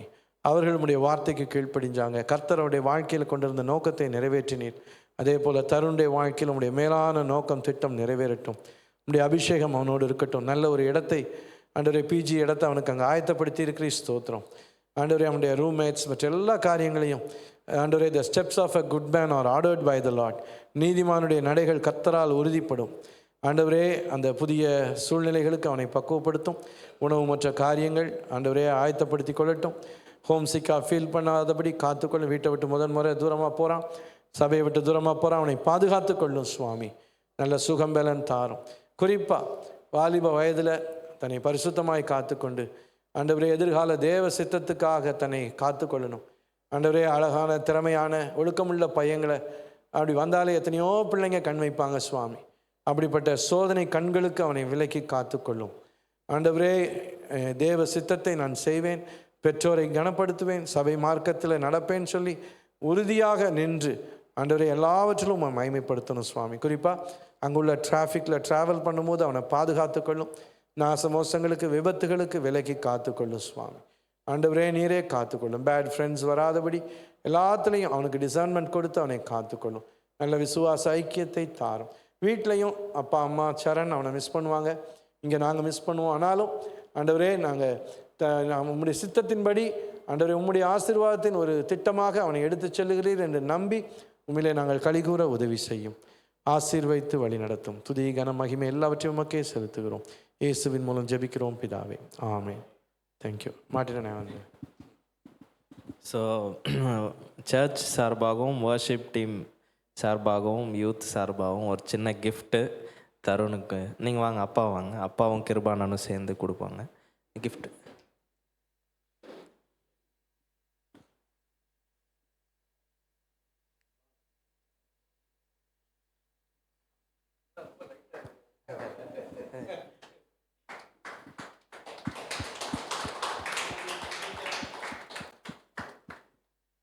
போட்டோ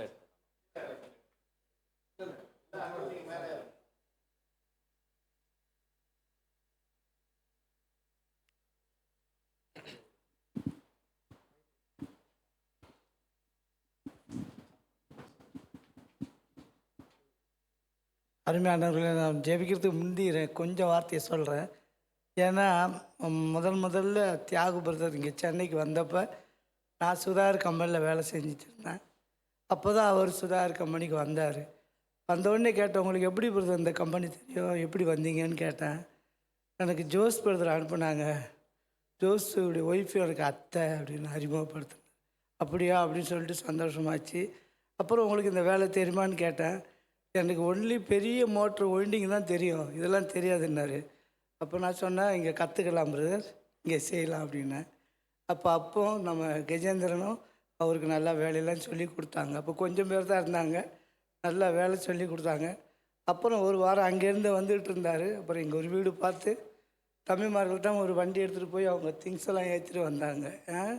அப்படி அந்த நாட்களில் அன்றைக்கி சொன்னார், சுதாகர் சொன்னாப்புல நாளையிலேருந்து வேலைக்கு வர சொல்லுங்கண்ணே அப்படின்னாரு. நான் அதை சொன்னேன், இல்லைங்க பிரதர், நான் இன்றைக்கே இருந்துக்கிறேன் இங்கே அப்படின்ட்டார். அப்படி அன்றைக்கி அவர் வந்தப்போ சுதாகர் கம்பெனி, சுதாகருடைய காரியங்கள் உதவியாக இருந்துச்சு. இப்பயும் ஜோபல்லா கம்பெனியும் தம்பி கம்பெனிக்காக நம்ம அதிகமாக ஜெபிக்கணும். அடைக்கல பட்டணமாக இருக்குது. தியாகுடைய குடும்பம் இங்கே வந்தபோது அது அங்கே வச்சு அவருக்கு ஒரு நல்ல ஒரு வேலையை கொடுத்து இன்ன வரைக்கும் பிள்ளைகள் ஆசீர்வதித்திருக்காங்க.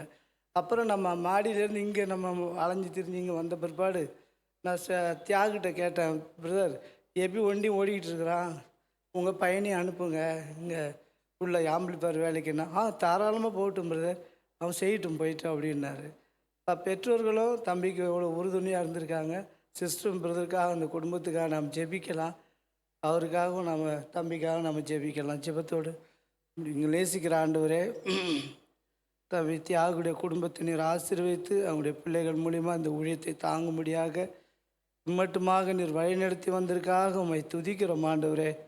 தம்பி கொடுத்த வேலைக்காக ஸ்தோத்திரம். முதலாவது தேவனுடைய ராஜ்யத்தையும் அவருடைய நீதியும் தேடுங்கள், பிறகு எல்லாம் கூட கொடுக்கப்படும் என்று சொன்னபடி ஆண்டவரே தருணம் இந்த உம்முடைய ராஜ்யத்தை தேடினா உம்முடைய ஊழியத்துக்கு உதவியாக இருந்து இன்றைக்கு ஒரு நல்ல ஆசீர்வாதத்துக்குள்ளே செல்லும்படியான கிருபையை கொடுத்துருக்கிறீங்க.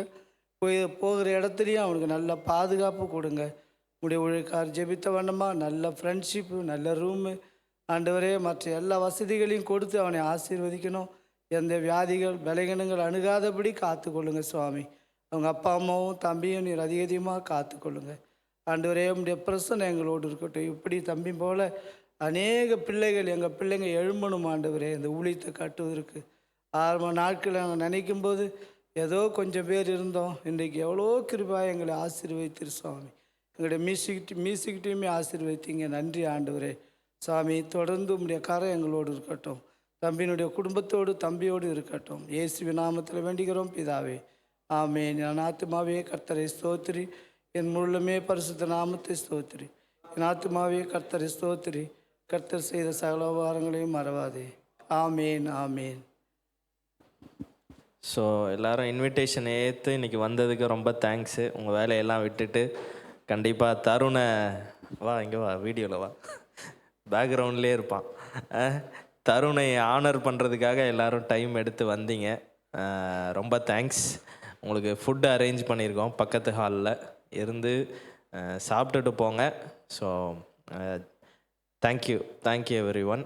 Photo, group photo first seniors சுதான் அசோகனெல்லாம் ஒரு ஃபோட்டோ, அப்பா ஜேம்ஸ் அண்ணெல்லாம், அதுக்கப்புறம் நம்ம யூத்தெல்லாம் சேர்ந்து ஒரு ஃபோட்டோ எடுத்துக்கலாம். வர்ஷிப் டீம் தனியாக ஒரு ஃபோட்டோ, ஒரு 3 ஃபோட்டோ எடுத்துகிட்டு நம்ம சாப்பிட போயிடலாம். தேங்க்யூ.